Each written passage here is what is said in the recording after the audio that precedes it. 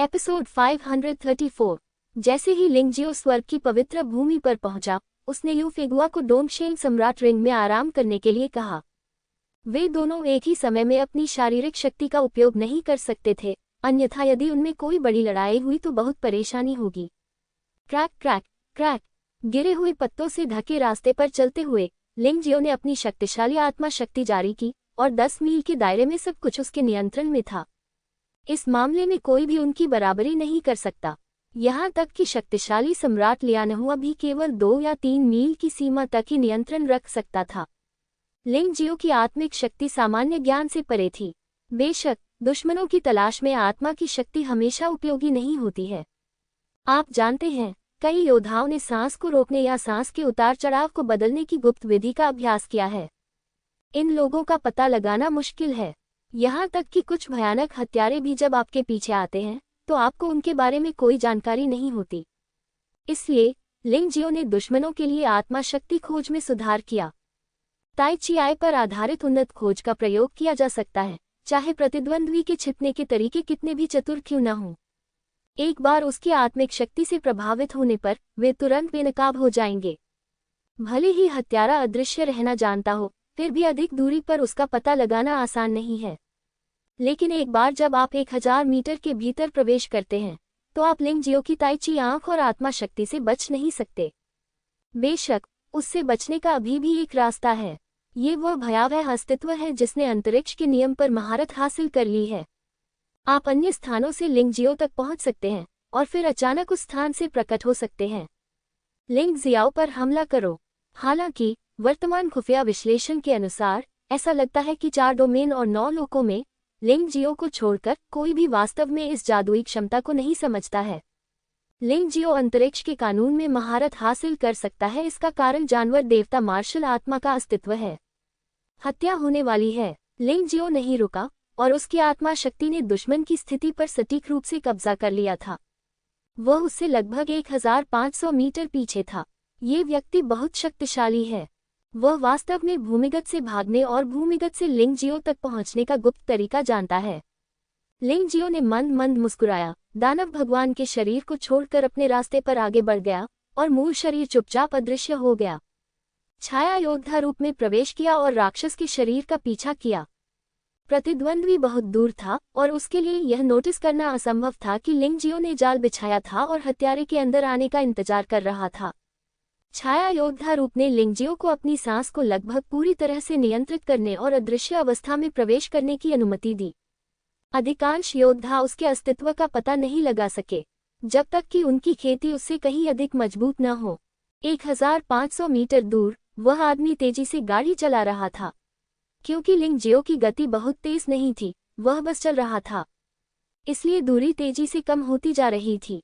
जल्द ही हत्यारे ने एक भयानक व्यंग्यात्मक मुद्रा दिखाए और उसका सिर तथा हाथ जमीन से बाहर निकल आए। इस समय वह राक्षस के शरीर से केवल 5 मीटर की दूरी पर था। इस दूरी पर जब तक वह हमला करता, वह आसानी से लिंगजियो को मार सकता था। कम से कम हत्यारे ने तो ऐसा ही सोचा। हालांकि जब वह कार्रवाई करना चाहता था तो अचानक एक तलवार उसके सिर में घुस गई। इससे पहले कि वह कुछ सोच पाता, उसका शरीर सूख गया। चेतना पूरी तरह से गायब हो गई। देवता को उलटने वाली तलवार को दूर रखते हुए लिंगजियो ने उस आदमी के शरीर को आग से जला दिया। फिर उसने प्रतिद्वंद्वी के हाथ से एक स्टोरेज रिंग ले ली। ये निश्चित है कि यह आदमी भी एक मरा हुआ हत्यारा है जिसने बलवानों का हृदय खा लिया है। उसकी शक्ति दिव्य शरीर क्षेत्र के 6ठे स्तर के प्रारंभिक चरण तक पहुंच गई है। यदि वह दुश्मन का सीधा सामना करता तो लिंगजियो को उसे मारने में कुछ समय लगता। आखिर विरोधी तो हत्यारा है, अगर वह छिपकर चकमा देगा तो बहुत परेशानी होगी। लेकिन अब एक ही तलवार से विरोधी का समाधान हो गया। यह एक उचित रणनीति है। लड़ाई को सरलतम तरीके से सुलझाएं।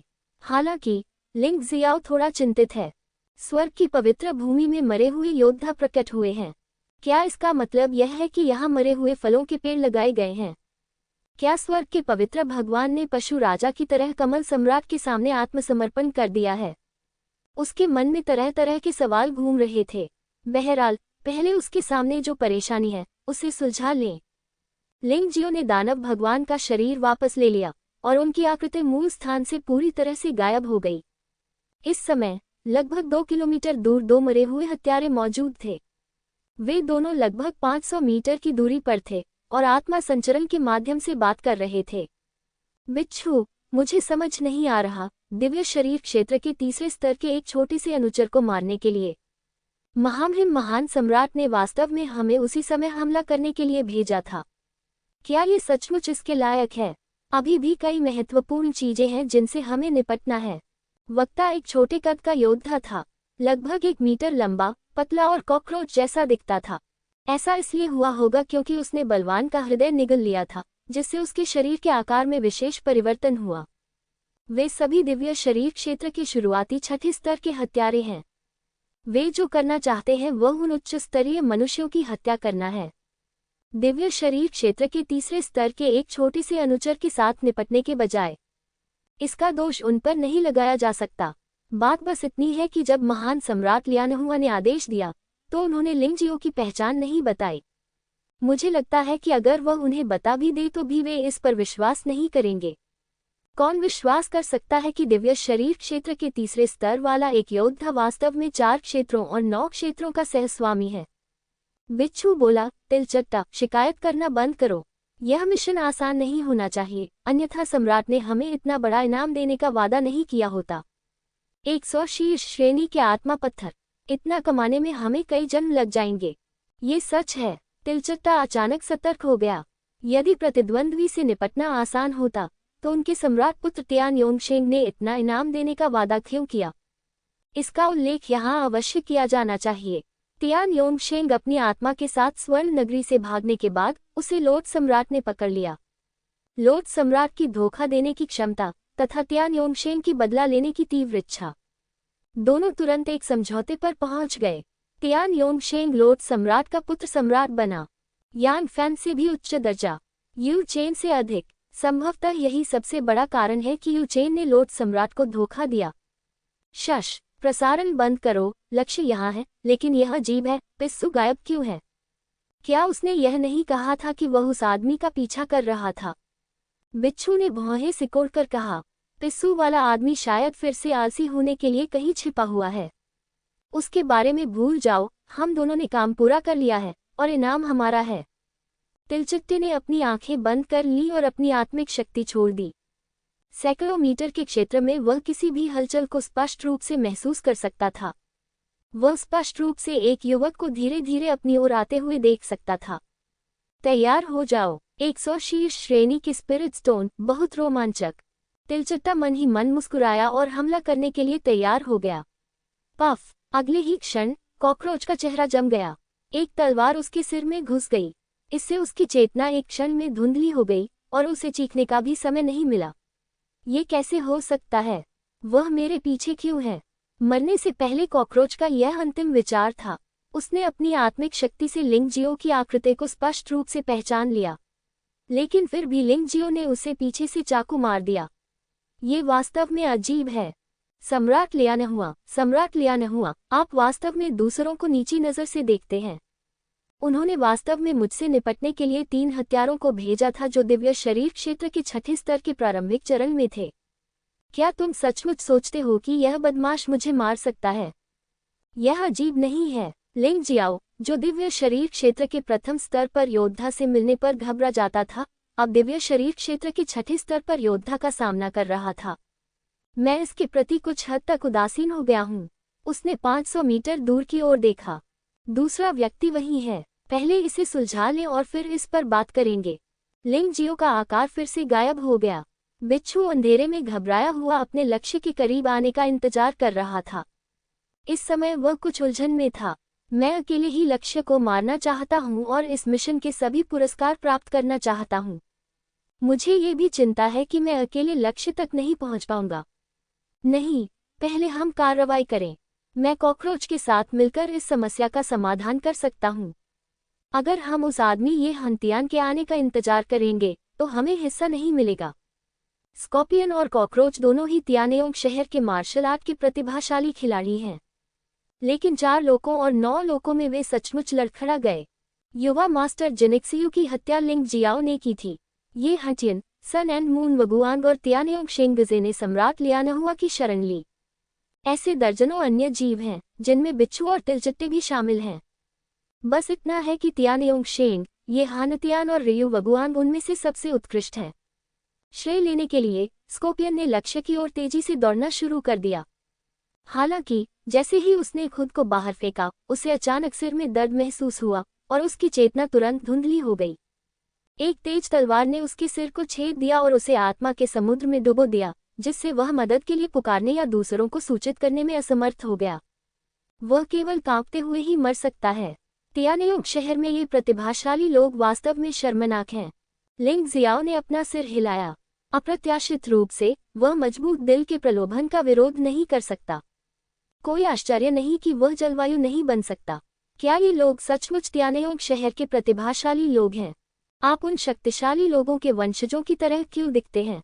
क्या ये दूसरी पीढ़ी के मूर्खों का समूह है जो धोखा देने के लिए प्रतिभाशाली होने का दिखावा कर रहा है? अगर आप ध्यान से सोचें तो ये सचमुच संभव है, अन्यथा योंगचेंग उस दिन बहुत निराशाजनक होता। चून की दुश्मन अभी भी हैं, इसलिए इंतजार करना और देखना बेहतर है। लिंग जियो इस मामले को पूरी तरह से सुलझाना चाहता था और फिर शांति और संतोष के साथ स्वर्ग के पवित्र शहर में जाना चाहता था। अन्यथा इसके पीछे बहुत सारी परेशानियां होंगी जो यात्रा में बाधा उत्पन्न करेगी। ये हानतियान सिर्फ उसका पराजित सेनापति हुआ करता था। अगर वह किसी ताकतवर आदमी का दिल भी निगल ले तो भी वह उसका विरोधी नहीं हो सकता था।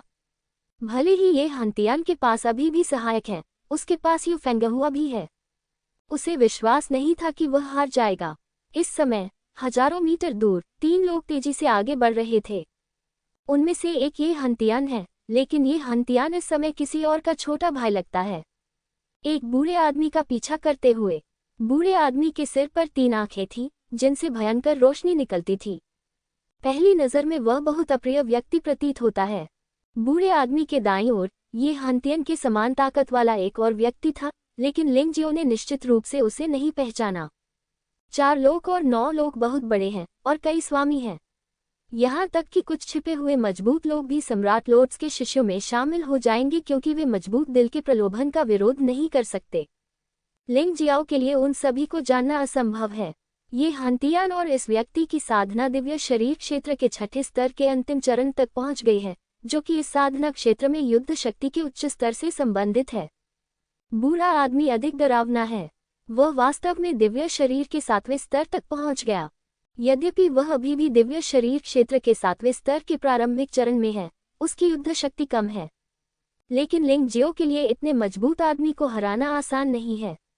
ऐसा इसलिए था क्योंकि लिंग जियो को इस शक्तिशाली व्यक्ति के अस्तित्व का पता चल गया था, इसलिए उसने उस पर घात लगाने का फैसला किया। सबसे पहले ये हंतियान और दूसरे व्यक्ति को मार डालो और फिर बूढ़े आदमी से निपटने के लिए यू फेगुआ के साथ सेना में शामिल हो जाओ। लड़ाई बहुत आसान हो जाएगी। लाओ बिंग, वह बच्चा निश्चित रूप से बच नहीं पाएगा। बिच्छू और तिलचट्टे सभी सामने घात लगाए बैठे हैं। पीछे पीछे केचुए भी आ रहे हैं।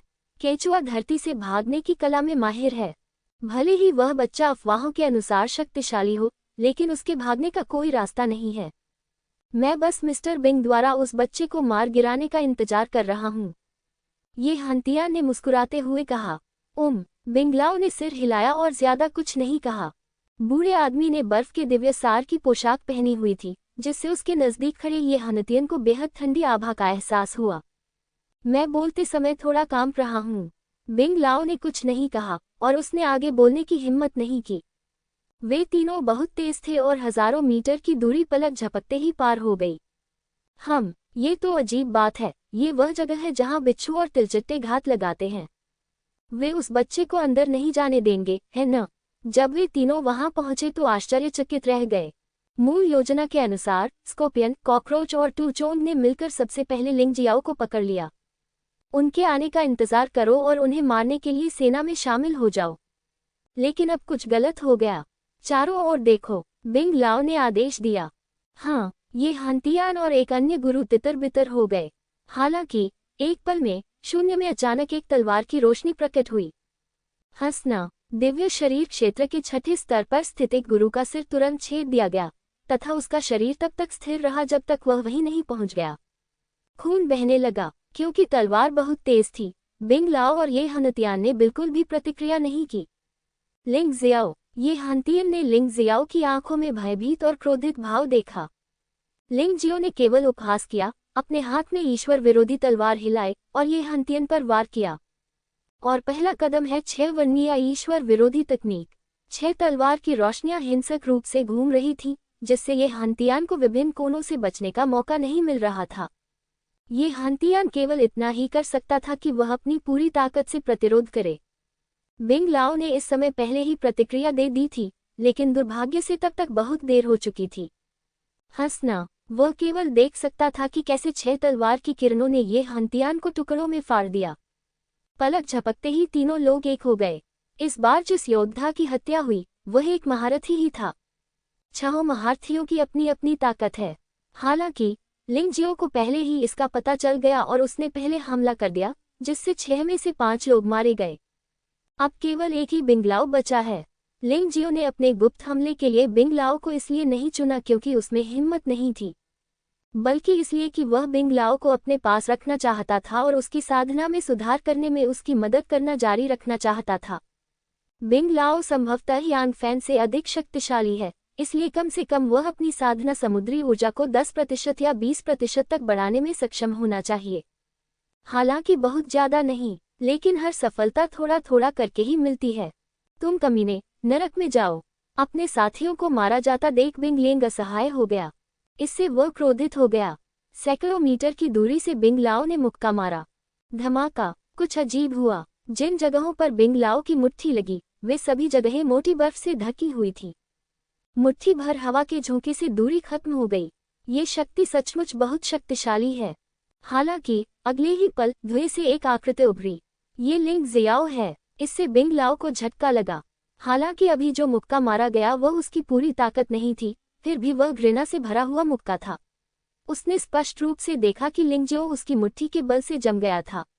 लेकिन अजीब बात यह है कि लिंगजियो बर्फ से बच निकला, लेकिन ठंड का कोई संकेत नहीं था। चोट लगने की तो बात ही छोड़िए, यह अवैज्ञानिक है। यहाँ तक कि समान स्तर की साधना वाला एक मजबूत व्यक्ति भी उसके मुक्का से अछूता नहीं रह सकता। बिंग लाओ को इसलिए आश्चर्य हुआ क्योंकि उसके पास बहुत कम अनुभव था। यदि उसने लिंग जियो को सम्राट लियानहुआ और यांग फैन की हत्या करते देखा होता तो उसे इतना आश्चर्य नहीं होता। लिंग जियाओ की ताकत उसकी कल्पना से कहीं अधिक मजबूत हो सकती है। बर्फ लाश जादू, लिंग जियो को दोबारा आते देख उसकी तलवारबाजी बेहद तेज थी और उसकी गति भी बेहद तेज थी। बिंग लाओ ने सोचा कि वह निश्चित रूप से लिंग जियो जितना तेज नहीं था और वह बिना किसी चोट के बच नहीं सकता था। उस समय अनुभव ने उन्हें बताया कि इस समय हमला करना बेहतर होगा। उन्होंने आइस कॉप्स मैजिक का इस्तेमाल किया, जो उनका अनोखा कौशल था। न केवल उनका बचाव बेहद शक्तिशाली था, ये जोड़ों को छोड़कर शरीर के अन्य हिस्सों को तुरंत कठोर बना सकता था और इसकी आक्रमण शक्ति अत्यंत भयानक हो गई थी। उसकी हथेली बर्फ की कील की तरह अचानक लिंग जियो के सिर पर वार किया। ये स्पष्ट था कि वह लिंग जियाओ से सीधे मुकाबला करना चाहता था। मुझे कहना पड़ेगा कि यह बुरा आदमी सचमुच बहुत बुरा व्यक्ति है। यदि वह कोई साधारण व्यक्ति होता तो निश्चित रूप से वह पहले खुद को बचाता, लेकिन उसने अपने जीवन के लिए लड़ना चुना, क्योंकि पिछले अनुभव ने उन्हें बताया था कि यह निश्चित रूप से सबसे बुद्धिमानी भरा निर्णय था। उनका मानना था कि इस हमले के बाद लिंग जियो निश्चित रूप से उनसे अधिक गंभीर रूप से घायल हो जाएगा। स्विश, उलटफेर के देवता की तलवार ने बिंग लाओ के सिर को छेद दिया। हालांकि अगले ही पल लिंग जियो को भी बिंग लाओ की हथेली से चोट लगी और उसके सिर पर भी चोट लगी। उस समय लिंग जियाओ ने पीछे हटने का फैसला किया। उन्होंने अपने पहले से ही मजबूत शरीर के साथ मिलकर बहुत सी क्षति को दूर करने के लिए पवित्र खंडहर दानव छाया का उपयोग किया। बिंग लाओ के हमले से उसे ज्यादा नुकसान नहीं हुआ, लेकिन उसके माथे से अभी भी खून बह रहा था और घाव भी हल्का नहीं था। बर्फ की लाश जैसी दिव्य कला, कितनी शक्तिशाली रक्षात्मक कला है। आज मैं आखिरकार किसी ऐसे व्यक्ति से मिला जिसके पास मेरे जैसी ही रक्षात्मक कला थी। लिंग जियो का घाव तेजी से ठीक हो रहा था और वह पीछे हटते हुए बिंग लाओ को घूरता रहा। ये पुरानी चीज बर्फ के क्रिस्टल की परत में लिपटी हुई लग रही थी। रक्षा अत्यंत मजबूत है। ये 10 ड्रैगन पैटर्न वाले सम्राट हथियार के रक्षा स्तर के लगभग बराबर है। ये बिल्कुल भी मानव शरीर जैसा नहीं दिखता। लिंग जियाओ ने भौहें सिकोड़ी। बिंग लाओ ने और भी अधिक भौहें सिकोड़ ली। इस समय तो उसे अपने द्वारा लिए गए निर्णय पर पछतावा भी हुआ। बर्फ शव दिव्य कला उनके द्वारा अभ्यास की गई मार्शल आर्ट में सबसे शक्तिशाली थी। उसे इस बात पर हमेशा गर्व रहा था। एक बार उसने यांग फैन को इस बर्फ शव दिव्य कला से हराया, जिससे सम्राट लियानहुआ ने उसे और अधिक महत्व दिया। इसीलिए उसे इस बार लिंग जियाओ की हत्या करने के लिए भेजा गया था। लेकिन इस बार उनकी बर्फ शव दिव्य कला लगभग टूट गई थी। लिंग जियो की रिवर्स के देवता की तलवार सीधे उसके सिर में घुस गई, आत्मा के समुद्र से सिर्फ एक बाल की दूरी पर। रिवर्स के देवता की तलवार का प्रभाव सिर्फ निशान तक ही सीमित नहीं था। सबसे महत्वपूर्ण बात यह थी कि इस तलवार ने उनके दिव्य सार को बहुत अधिक अवशोषित कर लिया था। बिंग लाओ कल्पना नहीं कर सकता था कि अगर लिंग जियो अभी पीछे नहीं हटा होता, लेकिन छुरा घोंपना जारी रखता, तब तो शायद वह सचमुच मर जाएगा। बेशक दूसरा पक्ष भी मर सकता है। ये चोटों के बदले चोटों का आदान प्रदान नहीं होगा, बल्कि जीवन के बदले जीवन का आदान प्रदान होगा। वह ऐसा नहीं चाहता था। इस बच्चे की तलवार को दोबारा मेरे सिर पर मत लगने देना, नहीं तो मैं मर जाऊंगा। ठंड से हुआ घाव भी तेजी से ठीक हो रहा था और इस समय मृत शरीर के लाभ पूरी तरह से प्रदर्शित हो रहे थे। इस बूढ़े आदमी के साथ आमने सामने नहीं जा सकते। इस खिलाड़ी के पास न केवल अत्यंत मजबूत रक्षा शक्ति है, बल्कि अत्यंत मजबूत आक्रमण शक्ति भी है। अतीत में मैं रक्षा पर निर्भर था और प्रतिद्वंद्वी के हमले से डरता नहीं था, लेकिन इस बार अगर मुझ पर इस बूढ़े आदमी ने हमला किया तो मैं वास्तव में मर जाऊंगा। लिंग जियो ने दूर से बिंग लाओ को देखा।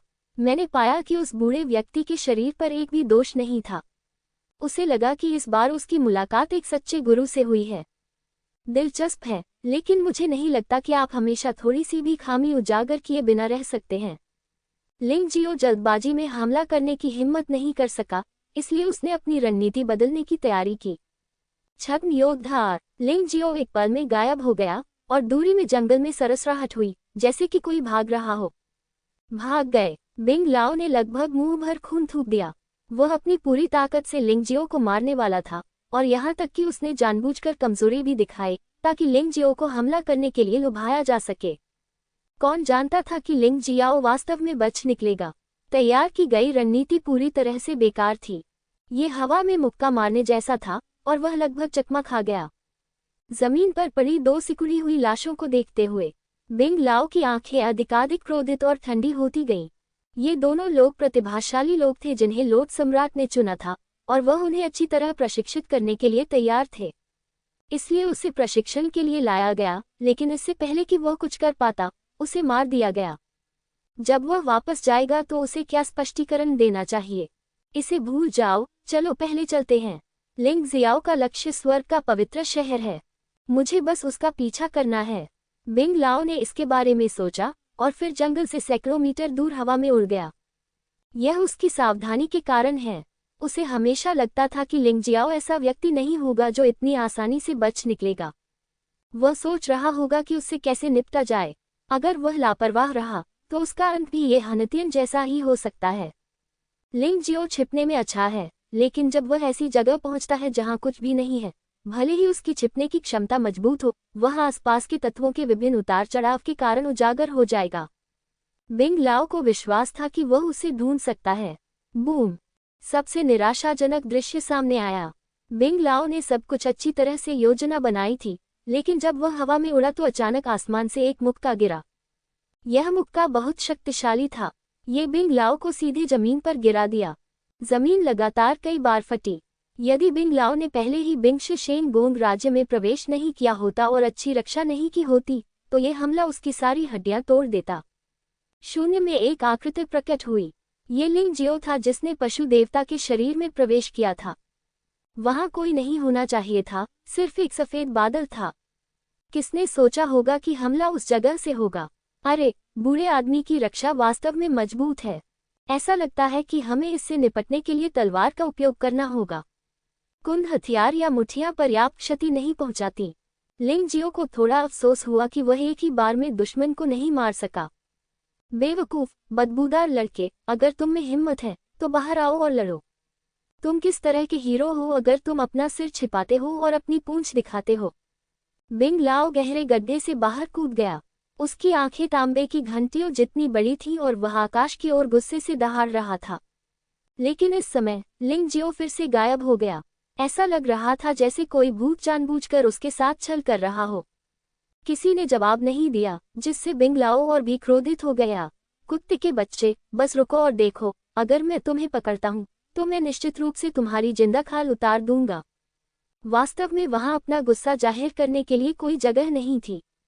आसपास के पेड़ों को भी नुकसान पहुंचा। बर्फ के टुकड़ों ने 100 मीटर के दायरे में सभी पेड़ों को बर्फ की मूर्तियों में बदल दिया। ... समय धीरे धीरे बीतता गया और 20 मिनट से अधिक समय बीत चुका था। इन 20 मिनटों के दौरान बिंग लाओ केवल मौके पर ही अपना गुस्सा निकाल सकता था, क्योंकि हर बार जब वह यहाँ से जाना चाहता था तो अचानक प्रकट होने वाले लिंगजियो द्वारा उस पर हमला कर दिया जाता था। वह कई बार गंभीर रूप से घायल होते होते बचे। लिंगजियो हर बार पीछे हट गया और अंत तक कभी नहीं लड़ा, जिससे बिंग लाओ को यह भी पता नहीं चला कि लिंगजियो अब तक कहाँ छिपा था। यदि वह कोई साधारण व्यक्ति होता तो सचमुच पागल हो जाता, लेकिन बिंग लाओ तो बिंग लाओ ही था, और इस स्थिति में भी उसने अपनी लड़ाकू भावना बरकरार रखी। लेकिन यहाँ तक कि उसे ये भी स्वीकार करना पड़ा कि अगर उसे इसे हल करने का कोई तरीका नहीं मिला तो वह आज लिंगजियो द्वारा मूर्ख बना दिया जाएगा। फुट हवा में एक तेज ब्लेड की आवाज आ रही थी। बिंग लाओ ने उसकी ओर देखा तक नहीं और अवचेतन रूप से हथेली से वार कर दिया। हिंसक बर्फ की दिव्य ऊर्जा फैल गई और अनगिनत पेड़ सीधे टुकड़े टुकड़े हो गए। ऐसा लग रहा था मानो ओले गिर रहे हों, लेकिन वहां कोई नहीं था और बिंग लाओ की भौहें तुरंत और भी अधिक कस गईं। अंधेरे में लिंगजियो मंद मंद मुस्कुराया। उसके हमले झूठे और वास्तविक थे, जिससे बिंग लाओ को ये भ्रम हो कि भेड़िया आ रहा है। हमेशा कोई न कोई त्रुटि रहेगी। सच कहे तो बिंग लाओ अब तक जितने भी मजबूत खिलाड़ियों से भिड़े हैं उनमें से रक्षा और आक्रमण में सर्वश्रेष्ठ हैं। यह शाश्वत सम्राट से भी अधिक शक्तिशाली है। शायद उसकी समग्र शक्ति अनंत सम्राट जितनी अच्छी नहीं है, लेकिन हमले और रक्षा कौशल के मामले में वह निश्चित रूप से अद्वितीय है। लिंगजियो ने बिंग लाओ को अपने युद्ध कौशल को निखारने के लिए कीमिया पत्थर के रूप में माना। 20 मिनट से अधिक समय बीत चुका है और उनके 6 चरित्र निषेधीयों को सफलतापूर्वक प्रवीणता के स्तर तक पदोन्नत कर दिया गया है। शक्ति पहले से कहीं अधिक है। उच्च तीव्रता वाले दबाव के तहत खेती के समुद्र की ऊर्जा भी 10% बढ़ गई है और अब 60% है। उसकी आंखें जो विलो द विस्प्स की तरह चमक रही थी, एक ठंडे हत्यारे इरादे को प्रकट कर रही थी। बिंग लाओ लिंगजियो की रणनीति से घबराया नहीं।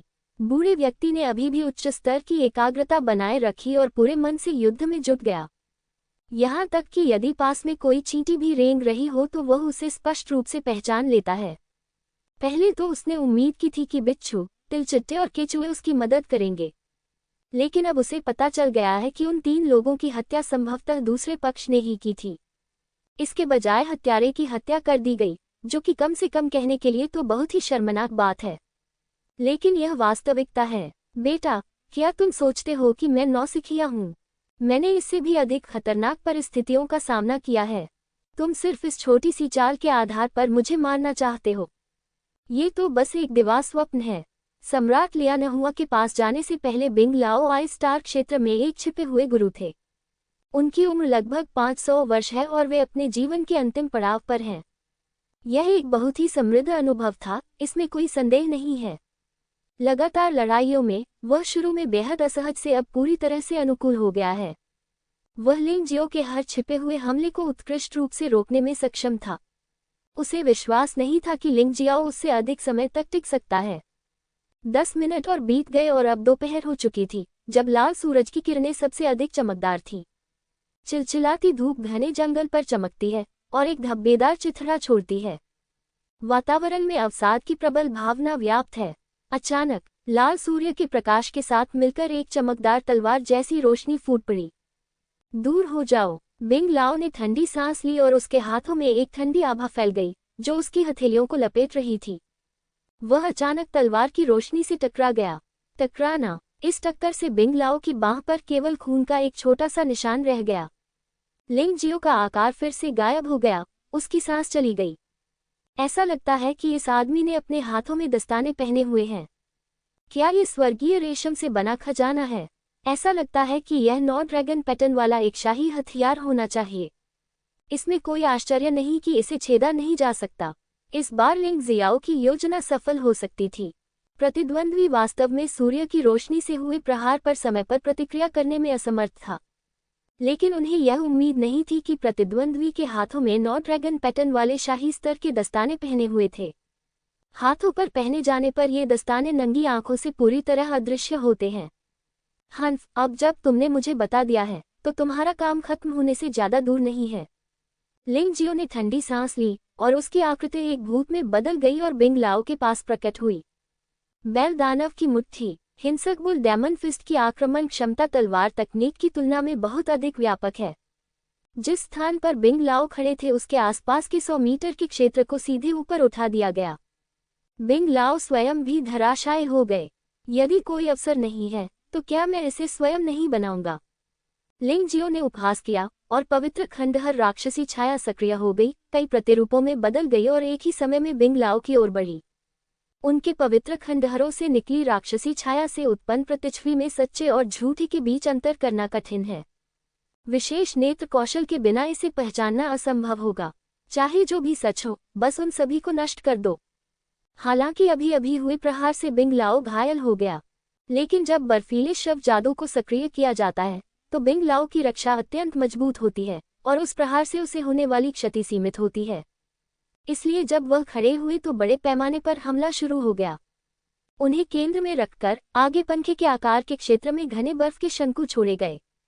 दर्जनों प्रतिमाएं बर्फ के शंकुओं द्वारा जमकर नष्ट हो गईं तथा दिव्यसार में विघटित होकर शून्य में तैरने लगी। वूश! इसी समय अचानक जमीन से एक तलवार की रोशनी निकली। बिंग लाओ ने उपहास किया और बहुत पहले से तैयार किए गए हमले को जमीन पर उड़ा दिया।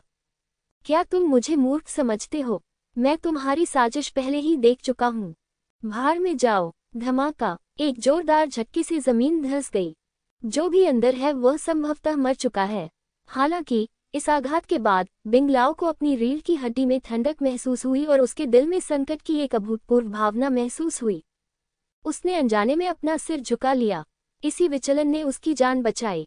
तेज तलवार बिंग लाओ के पीछे से निकली और उसके सिर में घुस गई, लेकिन दुर्भाग्य से वह आत्मा सागर को छू नहीं पाई।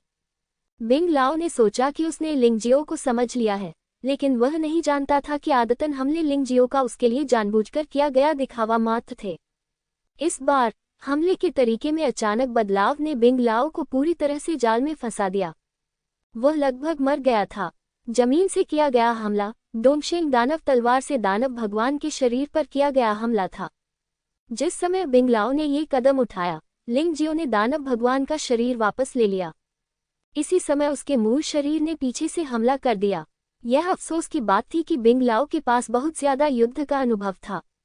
आखिरकार उसने अपनी जान बचाने के लिए इस समृद्ध अनुभव पर भरोसा किया और लिंग जियाओ द्वारा मारा नहीं गया।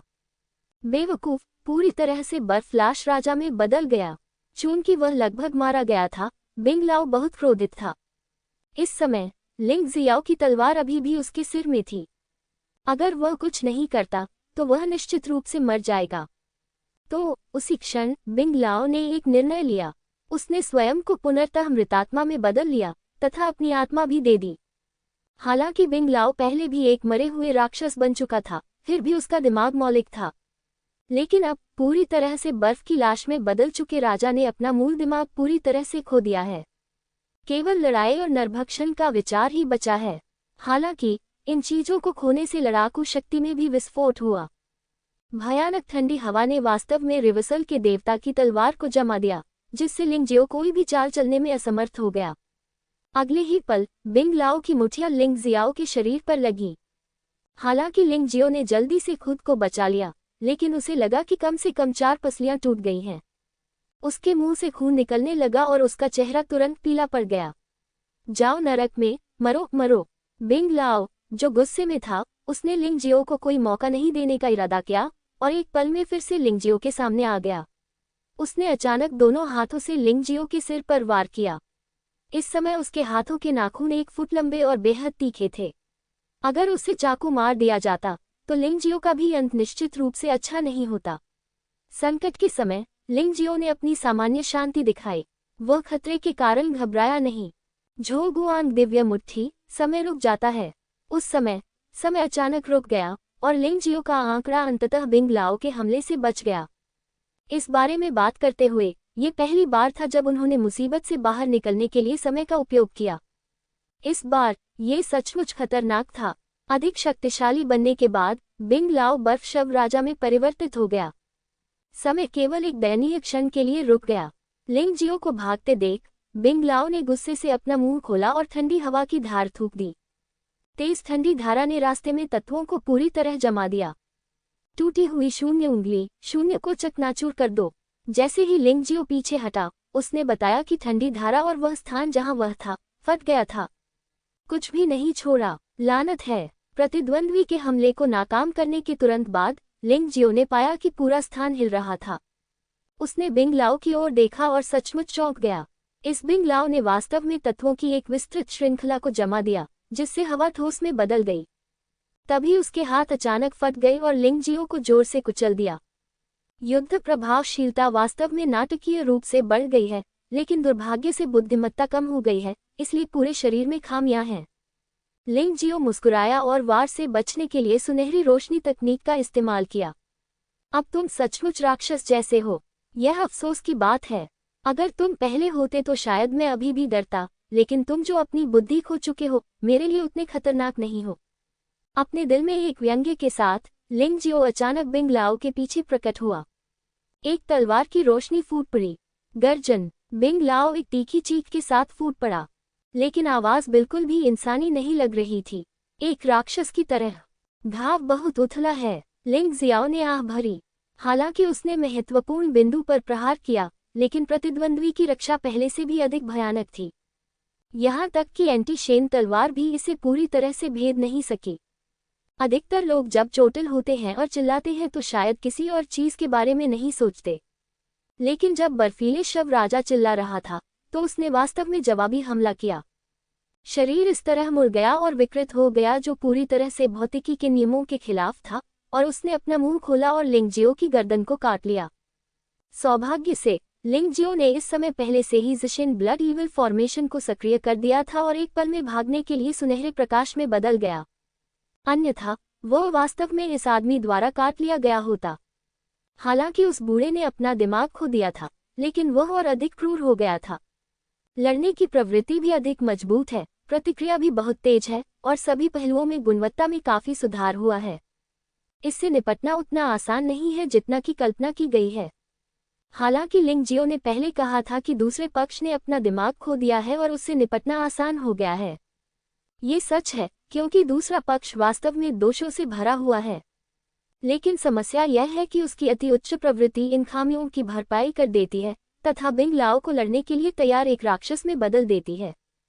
गर्जन। एक गुस्से भरी दहाड़ सुनाई दी और बिंग लाओ फिर से लिंग जियो की ओर दौड़ा। उसके तीखे बर्फ की तलवार जैसे नाखून लाल सूरज की रोशनी में चमकदार ठंडी रोशनी से चमक रहे थे। उसके शरीर पर मौजूद मूल घाव पूरी तरह से ठीक हो गए हैं। आप अपने आप को मजबूर नहीं कर सकते। लिंग जियो को अच्छी तरह से पता था कि अगर वर्तमान बिंग लाओ ने उसे एक बार मारा तो वह गंभीर रूप से घायल हो जाएगा। यदि यह उसके सिर पर लगी होती तो उसकी मौके पर ही मौत हो सकती थी। इसलिए लड़ाई में अभी भी कौशल पर ध्यान देना होगा। ड्रैगन भगवान बर्फ गठन आरेख। दूसरा गठन आरेख जारी किया गया और बिंग लाओ, जो तेजी से आगे बढ़ रहा था, अचानक अकड़ गया। लिंग जियाओ को शुरू में चिंता थी कि इस बूढ़े आदमी के लिए ठंड प्रभावी होगी, लेकिन अब ऐसा लगता है कि ऐसा नहीं है। यहाँ तक कि बिंग लाओ भी बर्फ की तरह ठंडी दिव्य ऊर्जा का उपयोग करने में कुशल है और उसके पास बर्फ की तरह ठंडी मार्शल आत्मा है। लेकिन इस बर्फ निर्माण में यह अभी भी प्रभावित होगा। बस इतना ही है कि इसका प्रभाव छोटा हो जाएगा। हालांकि ये पर्याप्त है। जिस क्षण बिंग लाओ को रोका गया, उसकी ईश्वर विरोधी तलवार बाहर आ गई।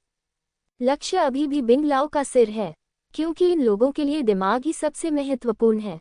क्लिक करें। उस क्षण बिंग लाओ के शरीर में वास्तव में बर्फ के क्रिस्टल से बनी एक जोड़ी भुजाएं विकसित हो गईं। ये वही भुजाएं थीं जिन्होंने व्युत्क्रम दिव्य तलवार को अवरुद्ध कर दिया था, और यह अभी खत्म नहीं हुआ है। एक और जोड़ी भुजाएं बाहर निकली और लिंग जियो के शरीर को कसकर पकड़ लिया, जिससे लिंग जियो के लिए बच पाना असंभव हो गया। यह आश्चर्य सचमुच बड़ा था। अप्रत्याशित रूप से ये बर्फ शव राजा एक महत्वपूर्ण क्षण में विकसित होगा। 4 और भुजाएं बढ़ती हैं। या क्या ऐसा हो सकता है कि शुरू से ही ये 4 भुजाएं थीं, लेकिन खतरा आने पर ही ये अचानक बढ़ी? चाहे कारण कुछ भी हो, लिंग जियो फिलहाल कैद में था।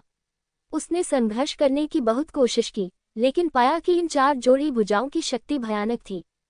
अपनी ताकत के कारण वह किसी भी तरह से मुक्त नहीं हो सकता था। चूंकि वह मुक्त नहीं हो सका, इसलिए लिंग जियाओ ने हार मान ली। यहाँ तक कि उसने अपने दाहिने हाथ से ईश्वर विरोधी तलवार भी छोड़ दी। उसी समय उसके दाहिने हाथ में लाल रक्त राक्षस तलवार प्रकट हुई। बायां हाथ बैल दानव की मुट्ठी को संघनित करता है। दोहरा हमला एक साथ शुरू हो जाता है। लाल रक्त वाली राक्षसी तलवार ने एक ही वार में देव विरोधी तलवार को पकड़े हुए भुजाओं को काट डाला। तीक्ष्णता के संदर्भ में लाल रक्त दानव तलवार वास्तव में ईश्वर विरोधी तलवार से अधिक शक्तिशाली है। उसी समय बैल दानव की मुट्ठी भी फट गई। पिटाई के कारण बर्फीले शव राजा को पागलों की तरह खून की उल्टियां होने लगी। इतनी नजदीकी दूरी पर बर्फीले शव राजा के लिए इससे बचना असंभव था। लिंग जियो ने मूल रूप से भागने के लिए ऐसा किया था, लेकिन उसने उम्मीद नहीं की थी कि आइसकॉप्सकिन की मुकाबला प्रतिक्रिया बहुत तेज थी। जो भुजाएं कट गई थी वे तुरंत बाहर आ गईं और लिंग जियो को पुनः जकड़ लिया। उस मुंह ने फिर से लिंग जियो का गला काट लिया। क्या आप सफल हो सकते हैं? नरक दुर्स्वप्न जानवर आत्मा दुर्स्वप्न क्षण। मार्शल आर्ट के विशेष कौशल जो लंबे समय से इस्तेमाल नहीं किए गए थे, अचानक प्रदर्शित किए गए। उसी समय बर्फ शव राजा गहरी नींद में सो गया। हालांकि यह आइसकॉप्सकिन वास्तव में मजबूत है। भले ही वह लिंग जियो की चाल से मारा गया था, फिर भी उसने विरोध किया। वह जागने ही वाला था। लिंग जियो ने इस अवसर का लाभ उठाया और उल्टी दिव्य तलवार सीधे उसके सिर में मार दी। जैसे ही ये दूसरे व्यक्ति की त्वचा को छूता है, दूसरा व्यक्ति जाग जाता है। उग्र मुट्ठियों ने लिंग जियाओ को फिर से उड़ा दिया। लिंग जियाओ जमीन पर लेट गया और काफी देर तक उठ नहीं सका। चोट इतनी गंभीर थी कि लड़ाई जारी रखना असंभव था। सौभाग्य से इतनी गंभीर चोट से उनकी साधना समुद्री ऊर्जा भी 70% तक बढ़ गई। सबसे महत्वपूर्ण बात यह है कि पीट कर मार डाले जाने के जोखिम के बावजूद उसने फिर भी विरोधी के सिर को ईश्वर विरोधी तलवार से छेद दिया। उस समय बिंग लाओ का शरीर धीरे धीरे सामान्य हो गया। अपनी पीठ के बल लेट जाएं। बिल्कुल भी सांस नहीं। फंग हुआ, मुझे उपचार की गोली खिलाओ। लिंग जियाओ इस समय केवल अपना मुंह हिला सकता था, लेकिन उसके शरीर का कोई अन्य भाग हिल नहीं सकता था। तुम गंभीर हो, तुमने मुझे अभी मदद करने के लिए क्यों नहीं आने दिया? अगर हम सेना में शामिल हो जाएं, तो उस बूढ़े बिंग को मारना आसान हो जाएगा, जिसने अपना दिमाग खो दिया है। यू फेंगहुआ ने शिकायत की। क्या ये भी मेरी ताकत को जल्द से जल्द सुधारने के लिए नहीं है? इसके अलावा तुम्हारे यहाँ रहते हुए मुझे कभी भी मारे जाने का डर नहीं रहेगा। लिंग जियाओ मुस्कुराया। उसने इतनी कड़ी लड़ाई लड़ने की हिम्मत इसलिए की क्योंकि यू फेंगहुआ अभी भी वहां थी। तुम्हें पता था कि तुम पागल हो। क्या तुम्हें नहीं लगा कि मैं डर जाऊंगा और परेशान हो जाऊंगा? यू फेंगहुआ ने आह भरी। जब से वह लिंग जियो से मिला था, उसे पता था कि लिंग जियो साधना के मामले में एक पागल था। एक स्तर की छलांग लगाकर शक्तिशाली को चुनौती देना आम बात है। हालांकि हर गंभीर चोट के बाद उसकी ताकत बढ़ जाएगी। शायद यही एक कारण है कि लिंग जियो की प्रशिक्षण गति इतनी भयानक है। कमल सम्राट के लिए सम्राट के शरीर को पुनः प्राप्त करने के लिए केवल इन कुछ लोगों को भेजना असंभव है। चलो, जितनी जल्दी हो सके यहाँ से चलें, यहाँ सुरक्षित नहीं है। जब लिंग जियो चलने में सक्षम हो गया, तो वह और यू फेंगहुआ घने जंगल में गायब हो गए। उस अस्तव्यस्त दृश्य में अभी भी पिछली लड़ाई के निशान मौजूद थे। अगर आपको नहीं पता तो आप सोचेंगे कि यहाँ 2 भयानक राक्षस लड़ रहे थे। धीरे धीरे देर हो रही थी। शांत घना जंगल और अधिक उदास और डरावना हो गया। अचानक दूर से किसी जानवर की अजीब दहाड़ ने गहरी रात के सन्नाटे को तोड़ दिया। लेकिन इस आवाज ने पहले से ही भयावह माहौल को और भी भयावह बना दिया। कुछ ही क्षण बाद चांदनी रात में एक बड़ी छाया उभरी। यदि कोई यहाँ होता तो वह अवश्य देख पाता कि चांदनी रात में आकाश में जो उड़ रहा था, वह वास्तव में एक विशाल चमगादड़ था। चमगादड़ की आंखें भूत की आग से जल रही थीं। उसमें से अत्यंत भयंकर सांस निकल रही थी। चमगादड़ ने अपने पंख सैकड़ों मीटर तक फैलाए। उस भयानक सांस से घने जंगल में मौजूद राक्षस कांप उठे। ऐसे क्रूर राक्षस के सिर पर वास्तव में एक व्यक्ति पैर मोड़कर बैठा हुआ था। वह काला लबादा पहने हुए था और उसका चेहरा पीला था। उसके कान लंबे और नुकीले थे। भाई, तुम्हें किसने मारा? मुझे उसे टुकड़ों में फाड़ देना चाहिए। उसकी पागल दहाड़ शांत जंगल में गूंज उठी। उसकी दहाड़ से जमीन पर पड़े पौधे भी टूटकर राख में बदल गए और हवा से उड़ गए। यह आदमी और बिंग लाओ आपस में भाई थे, जिन्हें जू लाओ के नाम से जाना जाता था। वे आई स्टार क्षेत्र में एक साथ एकांत जीवन व्यतीत करते थे। इस बार लॉर्ड सम्राट में शामिल होने के बाद वे फिर से एक साथ बाहर आए। बस मिशन अलग था। अभी जब वह यहाँ से गुजरा तो उसे हवा में मौत की तेज सांस महसूस हुई, और उनमें से एक बहुत परिचित था। यह उसका कट्टर भाई बिंग लाओ था, जिसे बर्फशव राजा के रूप में जाना जाता था। इसीलिए वह उग्रता से दहाड़ा, अरे नहीं, ये तो बहुत दुर्भाग्यपूर्ण है कि मेरी मुलाकात इस आदमी से हुई। घने जंगल में एक व्यक्ति छिपा हुआ था। वह एक बलवान व्यक्ति था जो स्वर्ग की पवित्र भूमि के दिव्य शरीर क्षेत्र में 5वें स्तर की साधना में निपुण था। वह यहाँ लड़ाई की जांच करने आया था। कौन जानता था कि वह जू लाओ से टकरा जाएगा। आभास से वह जानता था कि वह निश्चित रूप से जू लाओ का प्रतिद्वंद्वी नहीं था, इसलिए वह बिना हिले डुले अंधेरे में छिपा हुआ था। हालांकि उसके छिपने के कौशल की तुलना लिंग जियाओ से नहीं की जा सकती थी। जू लाओ ने व्यंग्य किया और अचानक इधर देखा। वह आदमी चौंक गया और जल्दी से अपने शरीर का कौशल इस्तेमाल करते हुए एक अवशिष्ट छाया में बदल गया और पागलों की तरह दूर चला गया। गति अत्यधिक बढ़ा दी गई है, शैतान के चंगुल से बचने की आशा में। हालांकि जल्द ही एक आकृति उसके सामने प्रकट हुई। यह एक बैटमैन है जिसकी पीठ पर पंख लगे हैं, या दूसरे शब्दों में कहें तो बल्ले से युद्ध करने की भावना रखने वाला योद्धा। बस इतना है कि उसके शरीर पर मौत की सांस है। मरे हुए प्राणी, अब मेरे पास तुमसे निपटने का समय नहीं है, यहाँ से चले जाओ। दिव्य शरीर क्षेत्र के 5वें स्तर के शीर्ष शक्तिशाली व्यक्ति ने साहपूर्वक अपनी तलवार निकाली और सीधे वार किया। इसके कारण हवा विकृत हो गई और ढह गई। हिंसक तलवार की ऊर्जा एक धागे में बदल गई और सामने खड़े बैटमैन को घेर लिया। हालांकि उसे यह उम्मीद नहीं थी कि इस बल्लेबाज की ताकत उससे भी ज्यादा होगी। एक ही पंजे से वह बेहोश हो गया। जिस क्षण वह बेहोश हुआ, उसे पता चल गया कि यह बुरा है। क्या इन मरे हुओं के हाथों में पड़कर भी वह अच्छे परिणामों के लिए प्रार्थना कर सकता है? लॉर्ड ब्लड बैट किंग, आप इस आदमी से कैसे निपटेंगे? चमगादड़ आदमी ने विशालकाय चमगादड़ पर खून से सने बूढ़े आदमी को देखा और पूछा। यह एक अच्छी सामग्री है। बेशक, मुझे इसे बैकगार्ड के रूप में परिष्कृत करना होगा। खून से लथपथ बूढ़े आदमी ने उपहास किया और दिव्य शरीर क्षेत्र में बेहोश 5वें स्तर के शिखर वाले मजबूत आदमी को देखा। मेरे पास अब केवल 4 बैकगार्ड हैं। अगर मुझे 7 मिल गए तो मैं 7 सितारा दुष्टभूत संरचना का उपयोग कर सकता हूँ। मुझे और अधिक मेहनत करनी होगी। स्वर्ग की यह पवित्र भूमि वास्तव में एक खजाने की भूमि है। यहाँ वास्तव में कई शक्तिशाली योद्धा हैं। बोलने के बाद वह और बैकगार्ड एक ही समय में शून्य में गायब हो गए। रात फिर से शांत हो गई, मानो कुछ हुआ ही न हो। लिंग जियाओ और यू फेगुआ युद्ध स्थल छोड़ने के बाद स्वर्ग के पवित्र शहर के पास एक छोटे से शहर में बस गए। स्वर्ग के पवित्र शहर में जल्दबाजी में प्रवेश नहीं किया जा सकता। वह सोचता है कि उसे पहले स्थिति का पता लगाना चाहिए। इसके अलावा इतनी बुरी तरह घायल होने के बाद उन्हें सचमुच आराम की जरूरत है। हालांकि वह बाई यी को बचाने और जियो जिन को खोजने के लिए उत्सुक है, लेकिन कुछ चीजें ऐसी हैं जिन्हें जल्दी नहीं किया जा सकता है। चिंता के कारण दोहरा नुकसान हो सकता है। इस शहर में एक टेलीपोर्टेशन सरणी है जो सीधे स्वर्ग के पवित्र शहर के बाहर तक जाती है, लेकिन ये थोड़ा परेशानी भरा है। हाल ही में स्वर्ग के पवित्र शहर ने आदेश जारी किया है कि वह मार्शल लॉ के अधीन है। किसी को भी बिना अनुमति के स्वर्ग के पवित्र शहर में बाहरी लोगों को प्रवेश करने की अनुमति नहीं है। यू फागुआ कुछ चीजों के बारे में पूछताछ करने के लिए बाहर गया था और अभी अभी वापस आया। ठीक है, मैं जानता हूँ, आप पहले आराम करें और हम इस बारे में कल बात करेंगे।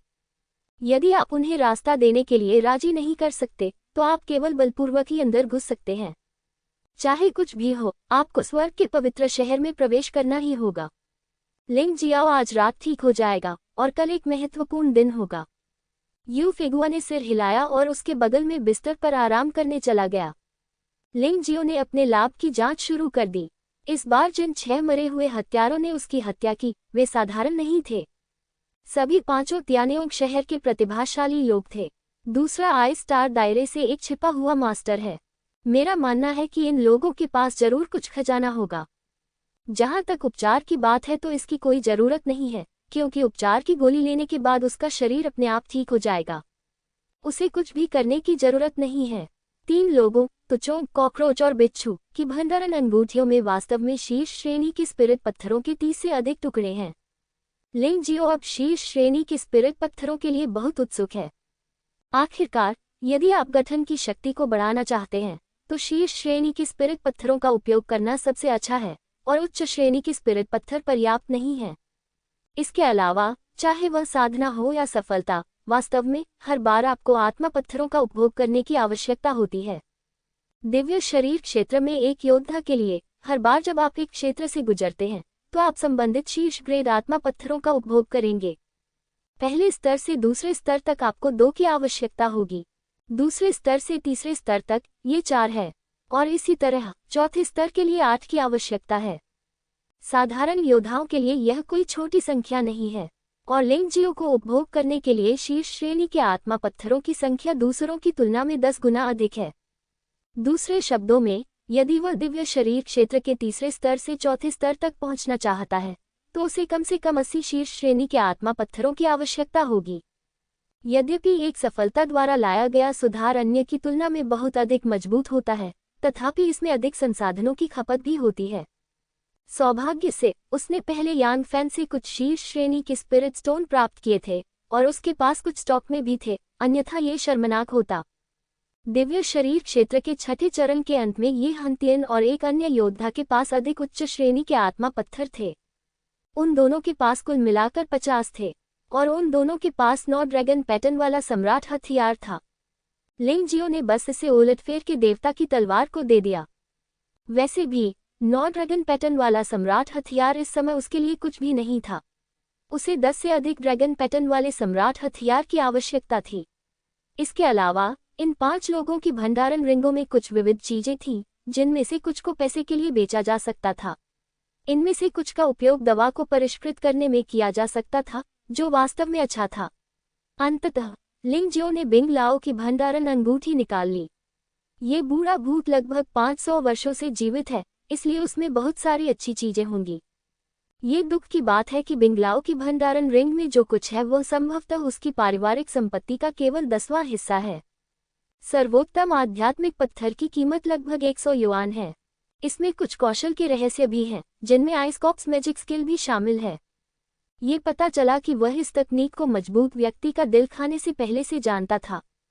बात सिर्फ इतनी है कि ताकतवर का दिल खाने के बाद वह अधिक शक्ति लगा सकता है। बर्फ शव दिव्य कौशल मेरे लिए ज्यादा मायने नहीं रखता है। लिंग जियो ने गुप्त पुस्तक को एक तरफ रख दिया और उसे अभ्यास के लिए अधिक उपयुक्त योद्धा को देने के लिए तैयार हो गया। वैसे भी उसके साम्राज्य में अनगिनत प्रतिभाएं हैं और हमेशा कोई न कोई ऐसा होता है जो साधना के लिए उपयुक्त होता है। लूट का माल जांचने के बाद लिंग जियो ने अपनी आंखें बंद कर लीं और आराम करना शुरू कर दिया। पिछली लड़ाइयां उसके दिमाग में घूम रही थीं और हर चाल और हर कदम बेहद स्पष्ट था। पूरी रात इस पर विचार करने के बाद भोर में लिंग जियाओ के निशिजियो के 6 अक्षर रूप को सफलतापूर्वक दाचेंगहो में पदोन्नत कर दिया गया था। वह ईश्वर को चुनौती देने की 7 अक्षरीय कला का अभ्यास भी शुरू कर सकता है। लिंग जियाओ वास्तव में इसके लिए उत्सुक है। 10 बार गॉड रिवर्स आर्ट का अभ्यास करने के बाद किस तरह के जादुई बदलाव होंगे। वैसे भी उन्हें लगा कि ईश्वर को चुनौती देने वाली ये तकनीक वास्तव में सरल नहीं थी। अगले दिन लिंग जियो यूफेगुआ को टेलीपोर्टेशन सरनी में ले गया। कहा जाता है कि टेलीपोर्टेशन व्यू की रक्षा करने वाले लोग टॉरस गोल्डन होली वॉरियर के लोग हैं। ये शहर टॉरस के गोल्डन सेंट वॉरियर से भी संबद्ध है, इसलिए इस शहर के अधिकांश योद्धाओं में मवेशी प्रकार की मार्शल आत्माएं होती हैं।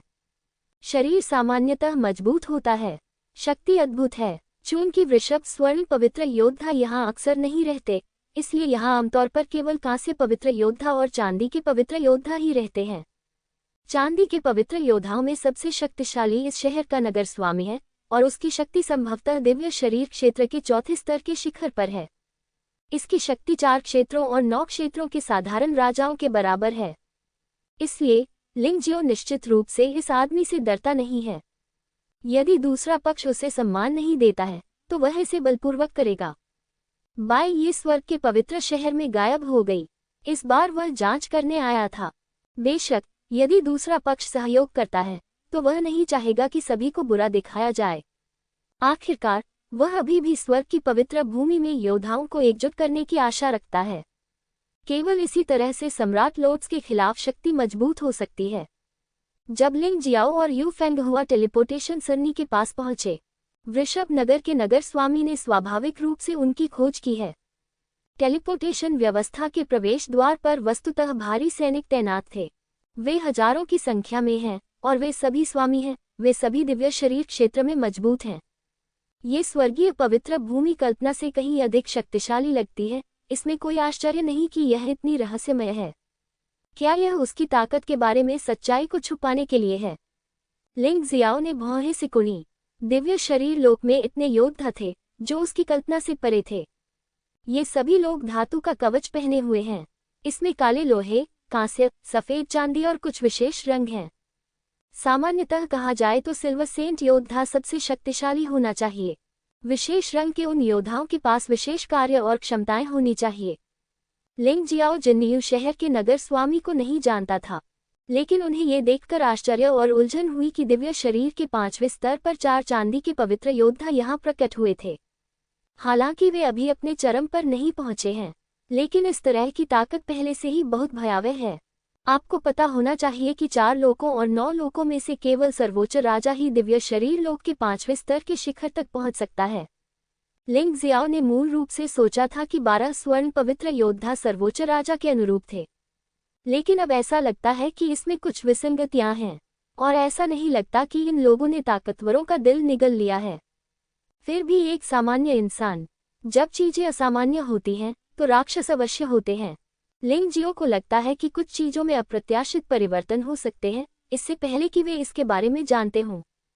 जैसे ही वह विचारों में खोया हुआ था, सिल्वर सेंट योद्धाओं में से एक बोला, आप दोनों कृपया रुकें। पवित्र शहर पैराडाइज में सैन्य कानून लागू है और सभी बाहरी योद्धाओं को प्रवेश की अनुमति नहीं है। ये बात उसने विनम्रतापूर्वक कही थी क्योंकि वह उसके आते ही उसे पीटने या मारने वाला नहीं था। तो लिंग जियो ने उन्हें विनम्रता से समझाया, सभी लोग, मैं लिंग शियाओ हूँ, स्वर्णिम स्वर्ग क्षेत्र का स्वर्णिम सम्राट। कुछ दिन पहले हम श्वेतरात्रि सम्राट स्वर्ग के पवित्र शहर में प्रवेश कर चुके थे, लेकिन उसके बाद कोई खबर नहीं थी। मैं यहाँ सिर्फ उसे ढूंढने आया हूँ, कृपया उसे जाने दीजिए। लिंग जियो के शब्द बहुत विनम्र थे, लेकिन उसके स्वर में कोई संदेह नहीं था। स्वर्ण सम्राट, सम्राट बाय, हाँ, हमने इसके बारे में नहीं सुना है। मुझे लगता है कि नीचे दी गई ताकतें स्वयंभू हैं। ये बहुत दयनीय और हास्यास्पद है। यदि प्रकाश के देवता इसकी अनुमति दे तो हमारी स्वर्गीय पवित्र भूमि एक दिन में पूरे 4 लोकों और 9 लोकों को नष्ट कर सकती है और सच्ची अधिपति बन सकती है। क्या आप सचमुच अपने आप को गंभीरता से लेते हैं? यहाँ से चले जाओ और हमें तब तक नाराज मत करो जब तक हमारा रवैया नहीं बदल जाता, अन्यथा परिणाम गंभीर होंगे। चांदी का पवित्र योद्धा बेतहाशा हंसा। चांदी के पवित्र योद्धा की हंसी सुनकर लिंग जियो को अचानक कुछ एहसास हुआ। नायकों की बैठक में उन्होंने अपनी आंखों से स्वर्ग के पवित्र भगवान और 12 स्वर्ण पवित्र योद्धाओं को भी देखा, लेकिन उस समय उन लोगों की ताकत असामान्य रूप से मजबूत नहीं थी। तब इसका केवल एक ही स्पष्टीकरण है, यदि कुछ कमी रह गई तो स्वर्ग की पवित्र भूमि के योद्धा यदि स्वर्ग की पवित्र भूमि के दायरे से बाहर चले जाएंगे तो वे अपनी ताकत खो देंगे। क्या प्रकाश का वह देवता सचमुच अस्तित्व में है? उन्होंने हमेशा यही सोचा था कि यह स्वर्ग की पवित्र भूमि में योद्धाओं द्वारा पूजी जाने वाली एक भ्रामक आकृति मात्र है तथा वास्तविकता में इसका अस्तित्व नहीं हो सकता। लेकिन आज अचानक उसे ऐसा नहीं लगा। प्रकाश का देवता वास्तव में अस्तित्व में हो सकता है, या तो वह अनंत जीवन के राज्य से एक मजबूत आदमी है या प्राचीन कबीले से एक मजबूत आदमी है। ये पता लगाने के बाद लिंग जियो हल्के से मुस्कुराया और कहा, मुझे तुम्हारा उपहास याद है, लेकिन मैं इस समय स्वर्ग की पवित्र भूमि के साथ संघर्ष नहीं करना चाहता। मुझे अपने पवित्र प्रभु से मिलवा दो, अन्यथा मैं आज ही स्वर्ग के पवित्र शहर में घुस जाऊंगा। हाँ, क्या तुमने सुना भाइयों? दिव्य शरीर क्षेत्र के 3रे स्तर के इस बेकार आदमी ने वास्तव में कहा कि वह स्वर्ग के पवित्र शहर में घुसना चाहता था। क्या वह जानता है कि वह क्या बेवकूफ़ी भरी बातें कर रहा है? चांदी का पवित्र योद्धा बेतहाशा हंसा। अन्य लोगों ने भी इसका अनुसरण किया। लिंग जियो को पता था कि अपनी सांस बर्बाद करने का कोई मतलब नहीं था। चूंकि आप इतने जिद्दी हैं, इसलिए आपको नाराज करने के लिए मुझे खेद है। उसने अचानक कदम बढ़ाया और तुरंत चांदी के पवित्र योद्धा के सामने पहुंच गया। वह आदमी कोई प्रतिक्रिया भी नहीं दे सका। वह सीधे लिंग जियो द्वारा पकड़ा गया था। उसका पूरा शरीर इतना कमजोर और पीड़ादायक था कि वह कोई ताकत भी नहीं लगा पा रहा था। रास्ते से हट जाओ, नहीं तो मैं उसे मार डालूंगा, लिंग जियो ने ठंडे स्वर में कहा। मेरे दृढ़ संकल्प पर संदेह मत करो और मेरी क्रूरता पर संदेह मत करो। मत करो, ऐसा मत करो। हम बस रास्ता बना लेंगे। जो लोग अभी अपनी ताकत का प्रदर्शन कर रहे थे, उन्होंने जल्दी ही समझौता कर लिया। शायद ये ताकत से आया झटका है। लिंग जियाओ ने उनमें से सबसे मजबूत को आसानी से हरा दिया। तब उन्हें मारना ज्यादा कठिन नहीं होगा। वे बिल्कुल अजेय हैं। व्यर्थ में त्याग करने से बेहतर है कि समझौता कर लिया जाए। यह कोई कठिन निर्णय नहीं है। बहुत अच्छा। लिंग जियो यहाँ हत्या का सिलसिला शुरू नहीं करना चाहता था, इसलिए उसने अपने हाथ में मौजूद व्यक्ति को सीधे बाहर फेंक दिया। उन्हें इस बात का डर नहीं था कि दूसरे पक्ष को इसका पछतावा होगा, क्योंकि यदि वह इस व्यक्ति को एक बार पकड़ सकता है तो वह उसे दूसरी बार भी पकड़ सकता है। उनके लिए यह कोई कठिन काम नहीं था। जिन यू शहर के योद्धाओं ने लिंग जियो को और अधिक शर्मिंदा नहीं किया, या यूं कहें कि उनमें लिंग जियो को शर्मिंदा करने का साहस नहीं था। वास्तव में स्वर्ग की पवित्र भूमि में कई लोग लिंग जियो नाम भी जानते थे, कम से कम जिन्यू शहर के स्वामी ने इसके बारे में सुना था। यदि आप उस अस्तित्व के बारे में नहीं जानते जिसने अनंत जीवन के महान सम्राट को मार डाला, तो यह अज्ञानता होगी। अतिथि, काम पूरा करने के लिए मुझे आशा है कि आप कुछ ऐसा निकाल पाएंगे जिससे आपकी पहचान साबित हो सके। धन्यवाद। इन योद्धाओं का स्वर और अधिक सम्मानजनक हो गया। लिंग जियो ने अपना हाथ लहराया और 36 अनंत रक्त ताबीज हवा में प्रकट हुए। इस भयानक दबाव ने स्वर्ग की पवित्र भूमि के योद्धाओं को लगभग घुटने टेकने पर मजबूर कर दिया। क्या ये ठीक है? लिंग जियाओ ने पूछा। स्वर्ण सम्राट, कृपया अपनी जादुई शक्तियों को जल्दी से दूर रखें। हम जानते हैं कि आप असली हैं। अनंत रक्त तावीज मूल रूप से 10 ड्रैगन पैटर्न वाला सम्राट हथियार था जो भयानक दबाव से भरा था। इसके अलावा लिंग जियो ने जानबूझकर इन लोगों को डराया और उनमें अपनी आभा डाल दी। इनमें से कई लोग इसे सहन नहीं कर सके और वहीं जमीन पर गिर पड़े। लिंग जियो मुस्कुराया और अनंत रक्त तावीज को दूर रख दिया। उसने गर्व से सबकी ओर देखा और कहा, क्या अब मुझे ये साबित करने की जरूरत नहीं है? नहीं, नहीं। अग्रणी योद्धा का माथा ठंडे पसीने से भर गया था। वास्तव में वे पहले से ही जानते थे कि लिंग जियो ने शाश्वत सम्राट को मार दिया था। इस दुनिया में सबसे कठिन काम है समाचारों को रोकना। ठीक है, कृपया रास्ता दीजिए, लिंग जियाओ ने हल्की से कहा। जब तक दूसरा पक्ष उसके काम में बाधा नहीं डालता, वह ऐसा करने में बहुत आलसी था। स्वर्ण सम्राट, कृपया मेरे पीछे आओ। अग्रणी रजत संत योद्धा जल्दी से लिंग जियाओ और यू फेगुआ को टेलीपोर्टेशन सरणी में ले गया। इस समय उसका बाधा डालने का कोई इरादा नहीं था।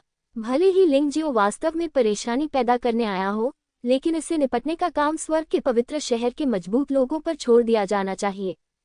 वे व्यर्थ नहीं मरेंगे। अलविदा। टेलीपोर्टेशन व्यू में कदम रखते हुए लिंग जियो ने टॉरस सिटी के योद्धाओं को हाथ हिलाकर अभिवादन किया। अपनी आंखों के सामने कुछ क्षण के लिए अंधेरा छाने के बाद वह स्वर्ग के पवित्र शहर के द्वार के सामने पहुंच गया। स्वर्ग के पवित्र शहर की शैली 4 लोकों और 9 लोकों की अन्य शक्तियों से पूरी तरह से अलग है।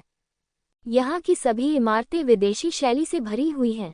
कोई आश्चर्य नहीं कि स्वर्ग की पवित्र भूमि के योद्धा भी अन्य सेनाओं से थोड़े अलग हैं। वे तियानलोंग महाद्वीप के नीली आंखों वाले कबीले की तरह हैं। बालों का रंग अधिकतर सुनहरा, भूरा और चांदी सफेद होता है। काले रंग के भी हैं, लेकिन बहुत अधिक नहीं। स्वर्ग का पवित्र शहर संभवतः 4 लोकों और 9 लोकों की 13 सेनाओं में सबसे छोटी राजधानी है। चूंकि यह एक तैरते हुए द्वीप पर बना है, इसलिए इसका क्षेत्रफल बहुत बड़ा नहीं हो सकता। लेकिन सच कहें तो ये ज्यादा छोटा नहीं है। यह मूलतः गोल्डन सिटी का लगभग आधा हिस्सा है। कहा जाता है कि यहाँ की जनसंख्या भी करोड़ों में है। किसी एक शहर की जनसंख्या वास्तव में छोटी नहीं है। जब लिंग जियाओ स्वर्ग के पवित्र शहर के सामने खड़ा था, तो उसे लगा कि वह जिसके सामने था वह कोई शहर नहीं था। लेकिन यह एक चमत्कार है। इस चमत्कार से एक मजबूत पवित्र आभा निकली, जिससे लिंग जियो को और अधिक यकीन हो गया कि स्वर्ग की पवित्र भूमि के योद्धाओं द्वारा उल्लिखित प्रकाश के देवता का अस्तित्व अवश्य है। टॉरस शहर के योद्धाओं ने कहा कि स्वर्ग का पवित्र शहर सैन्य कानून के अधीन था और वे झूठ नहीं बोल रहे थे। जब लिंग जियाओ और यू फेगुआ टेलीपोर्टेशन सरणी से बाहर निकले, तो उन्होंने देखा कि बहुत से लोग निरीक्षण के लिए वहां कतार में खड़े थे। उनकी उपस्थिति ने तुरंत 100 लोगों की टीम का ध्यान आकर्षित किया। ऐसा लग रहा था जैसे ये लोग सुबह सुबह ही उनका इंतजार कर रहे थे। लिंग जियो ने अनुमान लगाया कि टॉरस सिटी के योद्धाओं ने यहाँ के गार्डों को पहले ही सूचित कर दिया था। हालांकि उनका और यू फेगुआ का उद्देश्य बहुत स्पष्ट था और वे लोगों के जांच करने आने से डरते नहीं थे। अपने सामने चांदी के कवच में गार्ड के कप्तान को देखकर लिंग जियो न तो विनम्र और न ही अभिमानी लग रहा था। तुम प्रकाश के परमेश्वर में विश्वास नहीं करते, तुम कौन हो और स्वर्ग के पवित्र शहर में क्या कर रहे हो? गार्ड का कप्तान चिल्लाया। इस व्यक्ति की शक्ति दिव्य शरीर क्षेत्र के 5वें स्तर के शिखर तक पहुंच गई है। यद्यपि इस स्तर की साधना के योद्धाओं को अब लिंग जियाओ द्वारा गंभीरता से नहीं लिया जाता है, लेकिन वह व्यापार करने आए थे, लड़ने नहीं, इसलिए उन्होंने कोई कार्रवाई नहीं की। इसके बजाय उसने प्रत्यक्ष रूप से अपनी पहचान साबित करने के लिए अनंत रक्त से तावीज निकाला। चूंकि जन्यू शहर के सभी योद्धा ये जानते हैं, इसलिए यहाँ के योद्धा इसे जाने बिना नहीं रह सकते। आकाश और सूर्य को ढकने वाली 36 पत्थर की पट्टियां आकाश में लटकी हुई हैं, जिससे पहरेदारों पर बहुत दबाव पड़ता है। उनके चेहरे बहुत अच्छे नहीं हैं। मैं स्वर्णिम स्वर्ग का स्वर्णिम सम्राट हूँ। क्या आपने स्वर्ग की पवित्र भूमि में हमेशा मेहमानों के साथ ऐसा व्यवहार किया है? जल्दी से जाकर खबर दो, मैं स्वर्ग के पवित्र प्रभु को देखना चाहता हूँ। यह मामला 4 क्षेत्रों और 9 लोगों के अस्तित्व से संबंधित है और इसमें कोई गलती नहीं होनी चाहिए। लिंग जियाओ का मूड भी अच्छा नहीं था। वह अब स्वर्ग की पवित्र भूमि को छोड़कर 4 क्षेत्रों और 9 क्षेत्रों का स्वामी है और स्वर्ग की पवित्र भूमि के योद्धाओं ने उसे 2 बार रोका। वह अच्छे मूड में कैसे हो सकता है? अगर वह बाई का पता नहीं ढूंढ रहा होता तो वह बहुत पहले ही नाराज हो गया होता। अनंत रक्त जैद तावीज की उपस्थिति ने एक बार फिर सभी को चौंका दिया। लोग चर्चा कर रहे थे कि वह युवा बलवान व्यक्ति जिसने शाश्वत सम्राट को मार डाला था, वास्तव में बहुत युवा था। हाँ, भले ही आप स्वर्ण सम्राट हो, फिर भी क्या बात है? स्वर्ग का पवित्र शहर अब सैन्य कानून के अधीन है और किसी भी बाहरी व्यक्ति को प्रवेश की अनुमति नहीं है। रक्षक दल का कप्तान जिन्नू शहर के योद्धाओं जितना चतुर नहीं था। इसके बजाय उसने व्यंग्य करते हुए कहा, चले जाओ, वापस वहीं जाओ जहां से आए हो। हम स्वर्ग की पवित्र भूमि में आप जैसी निम्न जातियों का स्वागत नहीं करते। स्वर्ग की पवित्र भूमि के योद्धाओं ने हमेशा स्वयं को संत माना है, इसलिए वे स्वाभाविक रूप से साधारण मनुष्यों के साथ संबंध रखने से कतराते हैं। लिंग जियाओ बोलने ही वाला था। अचानक एक व्यक्ति तेजी से शहर से आया। उसने गार्डों के कप्तान के मुंह पर थप्पड़ मारा। तुम कमीने, तुमने स्वर्ण सम्राट जैसे प्रतिष्ठित अतिथि का अपमान करने का साहस किया। यदि इससे स्वर्ग की पवित्र भूमि और स्वर्णिम स्वर्गीय क्षेत्र के बीच विवाद उत्पन्न होता है तो क्या आप इसकी जिम्मेदारी उठा सकते हैं? पहरेदारों का कप्तान पागल होना चाहता था, लेकिन जब उसने पीछे मुड़कर देखा तो उसने देखा कि जो व्यक्ति आया था वह वास्तव में शेंगयू था, जो स्वर्ग की पवित्र भूमि का एकमात्र पवित्र पुत्र था। पवित्र पुत्र को नमस्कार। वह जल्दी से घुटनों के बल बैठ गया। हमारी आखिरी मुलाकात को काफी समय हो गया है और शेंगयू की ताकत लिंग जियो की कल्पना से कहीं अधिक मजबूत लगती है। ये पता चला है कि वे पहले से ही दिव्य शरीर क्षेत्र के 4थे स्तर के शिखर पर हैं। बेशक शायद शेंगयू जिसे उसने पहले मृत आत्मा क्षेत्र में देखा था, वह सिर्फ एक कमजोर शेंगयू था। शेंगयू ने गार्ड के कप्तान की ओर देखा तक नहीं, बल्कि उत्साह से लिंग जियो के कंधे पर थपथपाया। अच्छा लड़का, मैंने सोचा था कि वापस आने के बाद मुझे पवित्र भगवान की सच्ची शिक्षाएं मिली और मेरी साधना बहुत तेजी से आगे बढ़ी और मैं तुमसे बहुत पहले ही आगे निकल गया था। किसने सोचा होगा कि आपकी वर्तमान ताकत मेरी तुलना में इतनी अधिक मजबूत है? यद्यपि लिंग जियो की साधना शेंगयू जितनी अच्छी नहीं है, फिर भी शेंगयू मोटे तौर पर लिंग जियो की युद्ध शक्ति का अनुमान लगा सकता है। आखिरकार वे मृत दुनिया में एक दूसरे से लड़े थे। ऐसा कहा जा सकता है कि वे दोनों एक दूसरे को लड़ाई के माध्यम से जानते हैं। जब वे पहली बार मिले तो वे बहुत शत्रुतापूर्ण थे। बाद में लिंग जियो के विभिन्न व्यवहारों से शेंगयू उसकी बहुत प्रशंसा करने लगा और उसने वास्तव में लिंग जियो के साथ दोस्ती करने का मन बना लिया। हालांकि दोनों के बीच संबंध लिंग जियाओ और जियाओ जिन के बीच जितने अच्छे नहीं हैं, लेकिन ये बुरा नहीं है। मुझे गति बढ़ानी होगी। आप सम्राट लियानहुआ के मामले के बारे में भी जानते हैं, है ना? अगर मैं उसे हराना चाहता हूं तो मुझे और अधिक शक्तिशाली बनना पड़ेगा। लिंग जियाओ ने आह भरी। आप ये कर सकते हैं, मुझे विश्वास है। शेंगयू मुस्कुराया और कहा, चलो पहले मेरे पीछे शहर में चलो, मैं शायद जानता हूं कि तुम यहाँ किस लिए आए हो। लिंग जियाओ ने भी राहत की सांस ली। अगर शेंग यू आगे बढ़ता तो परेशानी कम होती, इसलिए वह और यू फेगुआ शेंग यू का पीछा करते हुए शहर की ओर उड़ चले। यद्यपि पवित्र शहर पैराडाइज का आकार स्वर्ण शहर का केवल आधा है, फिर भी ये बहुत बड़ा है। शहर में प्रवेश करने के बाद भी एक टेलीपोर्टेशन सरणी इससे जुड़ी हुई है। वे तीनों टेलीपोर्टेशन सरणी की सहायता से सीधे प्रकाश के मंदिर के बाहर पहुंचे। प्रकाश का मंदिर स्वर्ग के पवित्र शहर की मुख्य इमारत है। पवित्र प्रभु आमतौर पर यहाँ व्यापार करते हैं। यहाँ 12 स्वर्णिम पवित्र योद्धा भी रहते हैं। 1 मिनट रुको, अभी अंदर मत जाओ। जब वे दरवाजे पर पहुंचे तो शेंग यू ने उन दोनों को रोक दिया और अपनी आवाज कम कर दी। आपको सम्राट बाई के मामले के लिए यहाँ होना चाहिए, है ना? सच कहूं तो मुझे ठीक से पता नहीं कि सम्राट बाई के साथ क्या हुआ, लेकिन मुझे हमेशा ऐसा लगता है कि स्वर्ग की पवित्र भूमि में कुछ अजीब घटित हो रहा है। लैंग किंग किंग, क्या तुम्हें अभी भी याद है? उसने कल मुझसे कुछ कहा और आज गायब हो गई। ये सचमुच चिंताजनक है। बेशक मुझे लैंग किंग किंग याद है। जब हम मृतकों की दुनिया में एक साथ लड़े थे तब मेरी उससे दोस्ती थी। इस बारे में बात करते हुए हमारा रिश्ता आपसे बेहतर है, लिंग जियाओ ने कहा। लेकिन उसने तुमसे वास्तव में क्या कहा? कि वह गायब हो गया। ये मुझे बहुत शर्म आ रही है, मैं भूल गया। जब शेंग यू ने इस मामले के बारे में बात की तो उसकी अभिव्यक्ति बहुत बदसूरत थी। उस दिन जब लैंग किंग किंग मुझसे मिलने आए तो मैं बेवजह बेहोश हो गई। जब मैं जागा तो मुझे केवल इतना याद था कि लैंग क्विंग किंग ने मुझे कुछ बहुत महत्वपूर्ण बात बताई थी, लेकिन मुझे नहीं पता था कि उसने वास्तव में क्या कहा था। लिंग जियाओ की भौहें सिकुड़ गईं। शेंग यू के शब्दों ने उसे और भी सतर्क कर दिया। ऐसा लग रहा था कि स्वर्ग के पवित्र शहर में मार्शल लॉ लगाने का कोई कारण था। अवश्य ही कुछ गड़बड़ हुई होगी, इसलिए इतनी सारी दुर्घटनाएं हुई। बाई ये गायब हो गई, लैंग किंग की गायब हो गई और शेंग यू की स्मृति उसके बेहोश हो जाने के बाद आंशिक रूप से मिट गई। सभी प्रकार की चीजें बहुत अजीब हैं। इसके अलावा मुझे लगता है कि आप अब पवित्र गुरु को नहीं देख पाएंगे, क्योंकि पवित्र गुरु एकांतवास में हैं। और 12 स्वर्णिम पवित्र योद्धा शायद आपको सम्राट बाई का ठिकाना नहीं बताएंगे। ये तो बस झूठ है।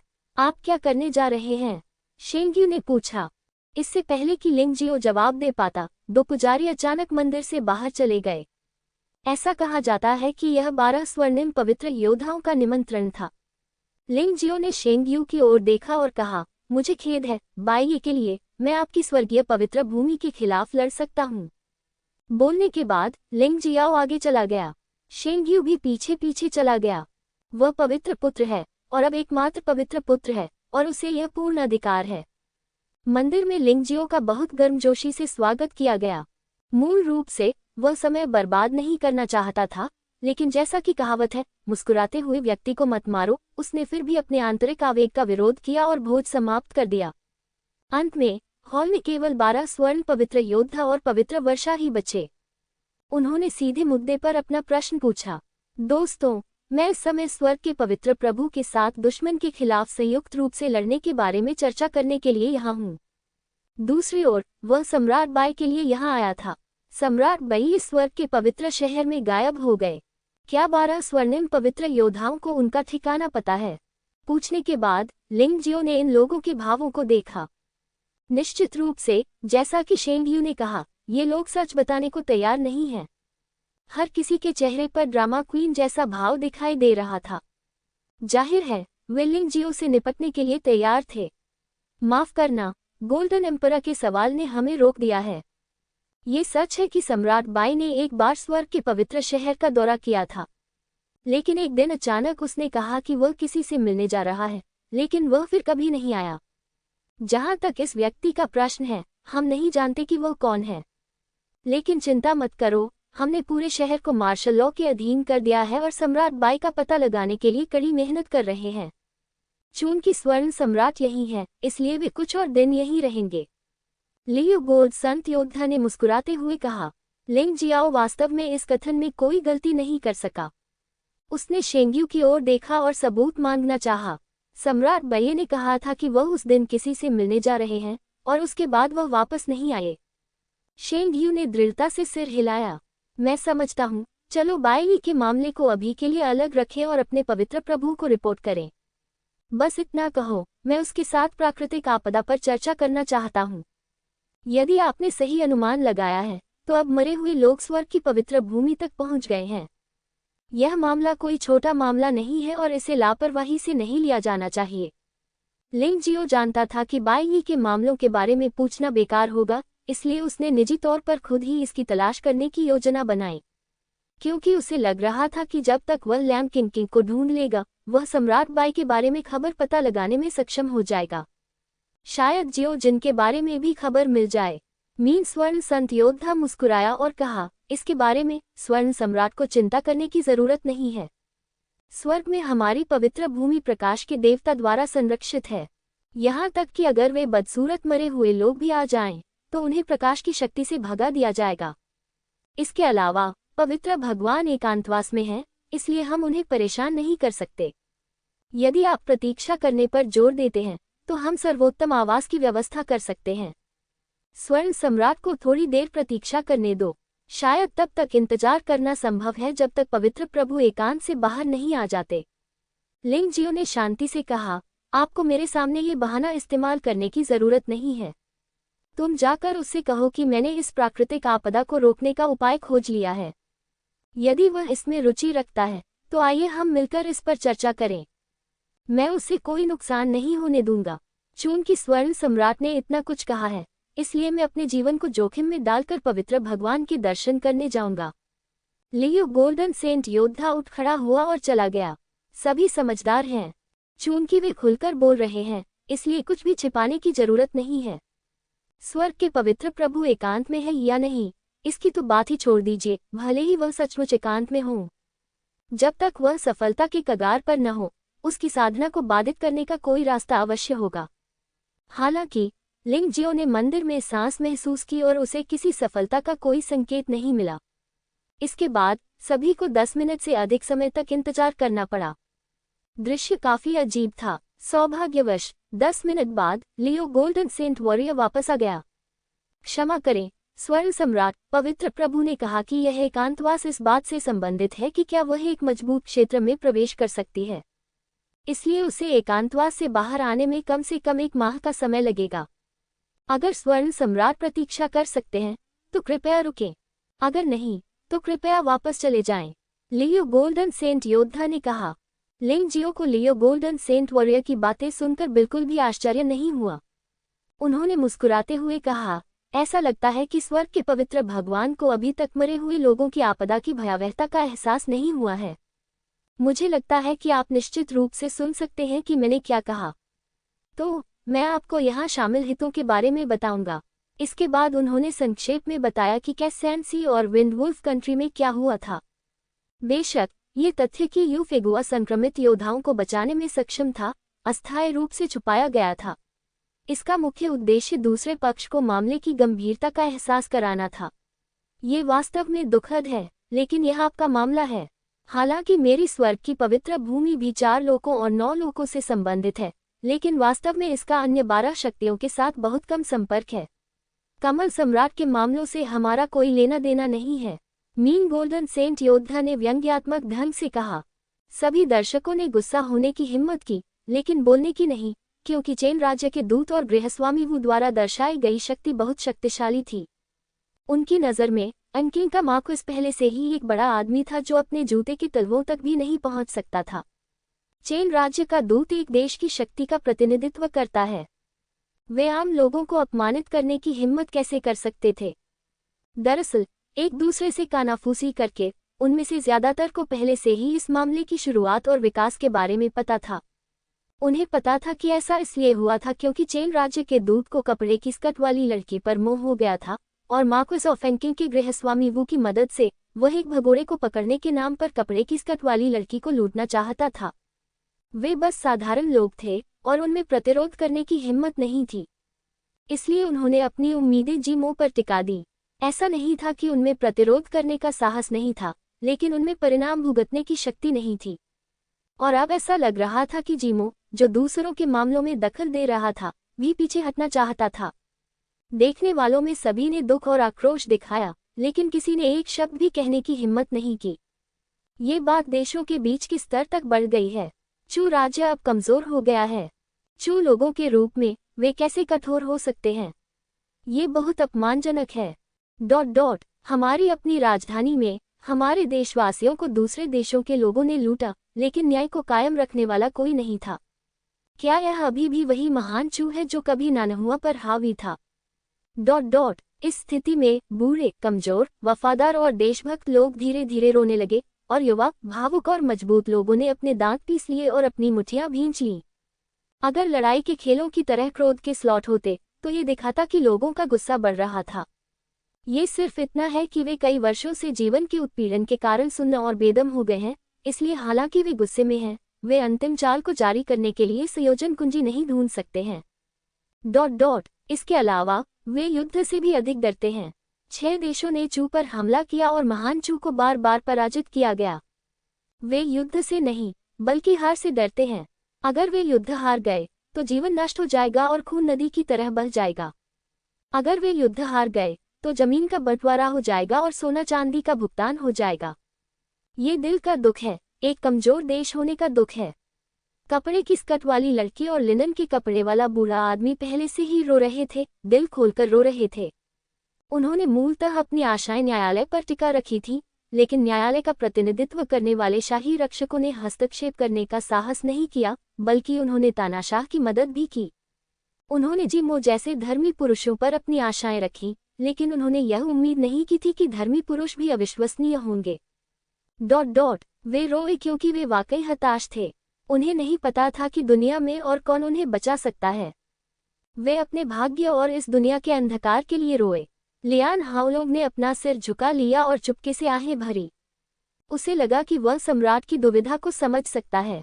अगर महान चू अमीर और शक्तिशाली था तो उसे एक साधारण चेन राज्य का चेहरा क्यों देखना पड़ा? यहाँ तक कि बुद्धिमान और शक्तिशाली सम्राट भी चू पर 6 देशों के हमले से हार गया था। वर्तमान छोटा सम्राट 6 देशों को भड़काने की हिम्मत कैसे कर सकता है? जियांग ल्यानिक्सिन जीमो को घूर रही थी। उसकी आंखों में भरोसा और उम्मीद की चमक थी।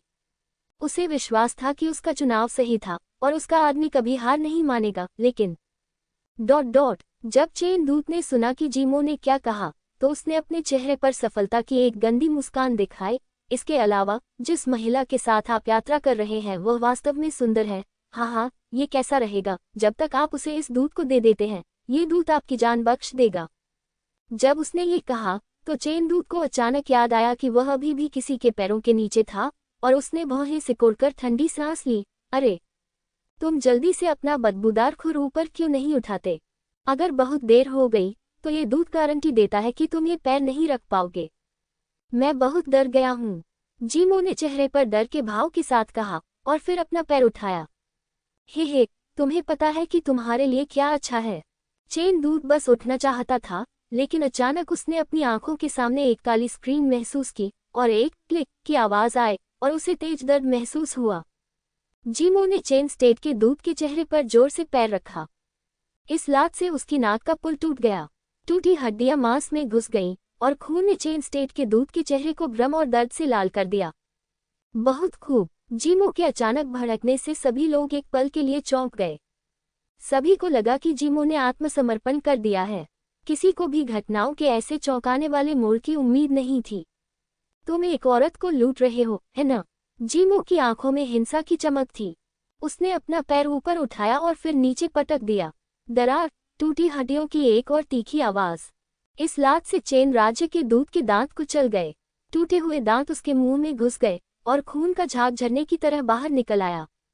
जीमो ने अपना पैर फिर से ऊपर उठाया और मुंह और नाक से बहते खून के साथ चेन दूत की ओर निर्दयता से देखते हुए कहा, महान चू के कानून आप पर लागू नहीं हो सकते, है ना? दरार, ये लात और भी ज्यादा भयंकर और भारी थी, जिसने चेन दूत की गालों और भौहों की हड्डियों को सीधे कुचल दिया। जब जीमो ने फिर से अपना पैर उठाया तो चेन दूत का चेहरा सपाट हो गया था। चेन दूत अभी मरा नहीं था। वह कुछ कहना चाहता था, लेकिन उसे अब यह महसूस नहीं हो रहा था कि उसका मुंह कहाँ है। अगर वह थोड़ा भी हिलता तो उसका खून बह जाता। तुम अब भी मेरी औरत चाहते हो, है ना? दरार, आप गारंटी देते हैं कि मैं इस पैर को नहीं बचा सकता, है ना? दरार, मुझे 10 बार झुकने दो, ठीक है? दरार, स्वर्ग या पृथ्वी पर कोई भी मुझे नहीं बचा सकता, है ना? दरार, सैनिक जहां जा रहे हैं, ठीक है? दरार, 6 देश चू पर हमला करेंगे, है ना? दरार, जीमो ने एक कदम कहा और उसने जानबूझकर अपनी असली ऊर्जा का उपयोग नहीं किया, बल्कि केवल क्रूर बल का उपयोग किया। लेकिन आध्यात्मिक क्षेत्र में उसकी साधना, भले ही वह केवल अपने भौतिक शरीर की क्रूर शक्ति पर निर्भर था, फिर भी सामान्य लोगों की तुलना में बहुत आगे थी। खून बिखरा हुआ था, मांस धुंधला था, और दृश्य इतना दुखद था कि चेन दूत से पहले नफरत करने वाले लोग भी डर गए। डरपोक लोगों ने देखने की हिम्मत नहीं की, जबकि बहादुर लोग उत्साह से देख रहे थे, लेकिन वे अपनी पलकें झपकाने पर नियंत्रण नहीं रख सके। वे इस युवक की हिंसा से इतने उत्साहित थे कि वे चाहते थे कि वे ही हों जिन्होंने चेन दूत को रौंद दिया। लेकिन उनके दिल में अभी भी डर था, क्या ये युवक अगली बार भाग जाएगा? चू राज्य निश्चित रूप से 6 देशों की गठबंधन सेनाओं की विजय का जोखिम नहीं उठा सकता है, और यहाँ तक कि उसे मुआवजे के रूप में जमीन भी देनी पड़ सकती है। अफसोस। ऐसे देश में लोग शांति से कैसे रह सकते हैं और काम कर सकते हैं? लोग ऐसे सम्राट के प्रति वफादार कैसे हो सकते हैं? छोटे चेन राज्य ने खुद को महान कहने की हिम्मत कैसे की? जीमो ने अपनी कार्रवाई रोक दी और चेन राज्य के दूत की ओर ठंडेपन से देखा, जो निश्चित नहीं था कि वह मर चुका है या जीवित है। मैं महान चू राज्य का सम्राट हूँ। अब मैं आपके कुत्ते का सिर लेकर देखूंगा और देखूंगा कि आप, चेन राज्य, मेरे साथ क्या करने की हिम्मत करते हैं। इस समय चेन राज्य के दूत में अब दूसरों के द्वारा कुचले जाने पर अभिमानी और दबंग अहंकार नहीं था। उसके शरीर के नीचे खून का एक बड़ा तालाब था और उसका चेहरा रक्तरंजित और मांसल था। कई जगहों पर सफेद हड्डियां दिखाई दे रही थीं। ये चेहरा अब स्वीकार्य नहीं था। हालांकि इस समय चेन राज्य के दूत भाग्यशाली थे कि उनकी मृत्यु नहीं हुई। हालांकि वह मुश्किल से सांस ले रहे थे, फिर भी उनमें चेतना का एक अंश था। जीमो की बातें सुनकर चेन राज्य का दूत, जो जीवन और मृत्यु के कगार पर था, स्तब्ध रह गया। उसने कभी नहीं सोचा था कि उसे सड़क पर पीटने वाला व्यक्ति महान चू राज्य का सम्राट था। ये कैसे संभव हो सकता है? ये तो एक आम लड़की है, इसमें बड़ी बात क्या है? चू सम्राट व्यक्तिगत रूप से कार्रवाई कैसे कर सकता था? आने से पहले उसने चू सम्राट के लिए तिरस्कार की बातें सुनी, जिसमें कहा गया था कि वह कितना योग्य, दुराचारी, कायर है। उसने बहुत कुछ सुना था, इसलिए उसके मन में पहले से ही एक पूर्वकल्पित विचार बन चुका था। इसलिए इस समय उसने वास्तव में कुछ ऐसा किया जिससे उसके दिमाग में शॉर्ट सर्किट हो गया। उसने अपनी कांपती हुई उंगलियों को स्याही की तरह खून में डुबोया और पत्थर की पटिया पर लिखा, तुमने मुझे मारने की हिम्मत की। मैं चाहता हूं कि तुम्हारा देश नष्ट हो जाए। जीमो को गुस्सा आ गया और उसने अपने पैर को जोर से पटक दिया। चेन राज्य का दूत, जो 1 सेकंड पहले भी खून के शब्द लिख रहा था, उसका सिर कुचल गया। हर जगह खून और दिमाग बह गया। इस बार वह वास्तव में मर चुका था। महाराज लियान हाओलोंग को इतना झटका लगा कि उसका चेहरा पीला पड़ गया। ये लात राहत देने वाली थी, लेकिन चू राज्य और चेन राज्य के बीच युद्ध अपरिहार्य था। जीमो ने उसे ठंडी निगाहों से देखा और लियान हाओलोंग अनायास ही कांप उठा। उसे अचानक लगा कि सम्राट, जो सेना से लौटा था, अब पहले वाला काय कठपुतली नहीं रहा। वह ज्यादा कुछ कहने की हिम्मत नहीं कर पाया और डर के मारे सिर्फ अपना सिर नीचे कर सका। किसी कारण से उसका दिल बहुत शांत था, मानो जीमो की मजबूत और दबंग नजर ने उसे बहुत हिम्मत दी हो। पति जियांग लानिक्सन इतना भावुक हो गया कि उसकी आंखों से आंसू निकल आए। उसने अपनी मुट्ठियां कस लीं और उसका पूरा शरीर उत्तेजना से कांप उठा। यह मेरा पति है। मैंने जिस आदमी को चुना है वह गलत कैसे हो सकता है? सम्राट। भयभीत शाही रक्षकों ने केवल इस समय प्रतिक्रिया व्यक्त की, और इसमें कोई संदेह नहीं था कि इस शाही राजधानी में उसने खुद को सम्राट कहने की हिम्मत की, और शाही रक्षकों के कमांडर और जियांग परिवार की सबसे बड़ी महिला द्वारा दोहरी प्रमाणित किया गया। यह नकली कैसे हो सकता है? प्लॉप। शाही रक्षकों ने एक साथ घुटने टेक दिए। हालांकि वे पहले लियू देजन के नियंत्रण में थे, लेकिन वे जीमो के विपरीत दिशा में खड़े थे। लेकिन जब जीमो ने चेन राज्य के दूतों को बेरहमी से रौंदा, तो क्या उन्हें बहुत खुशी नहीं हुई? जब उन्हें पता चला कि यह धर्मी व्यक्ति सम्राट है, तो वे चौंक गए और बहुत खुश हुए। वे सम्राट के सैन्य कारनामों के बारे में जानते थे, लेकिन सुनने से देखने जितना अच्छा नहीं होता। अब सम्राट ने जो किया वह इन बख्तरबंद लोगों के लिए वाकई कायल करने वाला था। हुआ लाला। दर्शक भी अनायास ही घुटनों के बल बैठ गए। एक पल में केवल जीमो और जियांग लानिक्सन ही सड़क पर खड़े रह गए। वे इस धर्मी व्यक्ति के धर्मी कार्यों से उत्साहित थे और उसके भविष्य के लिए खेद महसूस कर रहे थे, लेकिन उन्होंने यह उम्मीद नहीं की थी कि लोगों के लिए नुकसान को खत्म करने वाला धर्मी व्यक्ति दाचू का सम्राट निकला। अरे बाप रे, ये कैसे संभव है? लेकिन घुटने टेकते शाही रक्षकों को देखकर यह नकली नहीं हो सकता था। इससे दर्शकों को वाकई आश्चर्य और हैरानी हुई। उन्हें आश्चर्य इस बात पर हुआ कि सम्राट किंवदंती से अलग था। सम्राट काया और अक्षम नहीं था, इसके विपरीत वो एक खूनी आदमी था। अच्छी खबर यह है कि चूंकि सम्राट ने आखिरकार अपनी ताकत दिखा दी है, उनका आकाश अंधकार में और उदास नहीं है। जिस सम्राट के वे वफादार हैं, उसने खुद ही आकाश को ढकने वाले काले बादलों को हटा दिया है। जिस सम्राट के प्रति वे वफादार हैं, वह उनकी रक्षा करेगा। यह उनकी वफादारी के योग्य सम्राट है। दादा दादी, भान के कपड़े पहने बूढ़ा आदमी और कपड़े की स्कर्ट वाली लड़की वहां घुटनों के बल बैठ गए और लहसुन कूटने की तरह दंडवत करते हुए चिल्लाने लगे, सम्राट अमर रहे, सम्राट अमर रहे, सम्राट अमर रहे, सम्राट अमर रहे। उद्धरण चिन्ह। उनकी आवाजें जल्द ही उनके आसपास के लोगों तक फैल गईं, इसलिए उनके आसपास के लोग भी चिल्लाने लगे, सम्राट अमर रहे, सम्राट अमर रहे, सम्राट अमर रहे। जल्द ही पूरी सड़क पर लोग महामारी की तरह चिल्लाने लगे। पहले तो आवाजें तेज नहीं थीं, लेकिन बाद में वे अपने गले से ऊपर तक चिल्लाने लगे, लहरों की तरह शाही शहर में गूंजने लगे, सम्राट अमर रहे, सम्राट अमर रहे, सम्राट अमर रहे।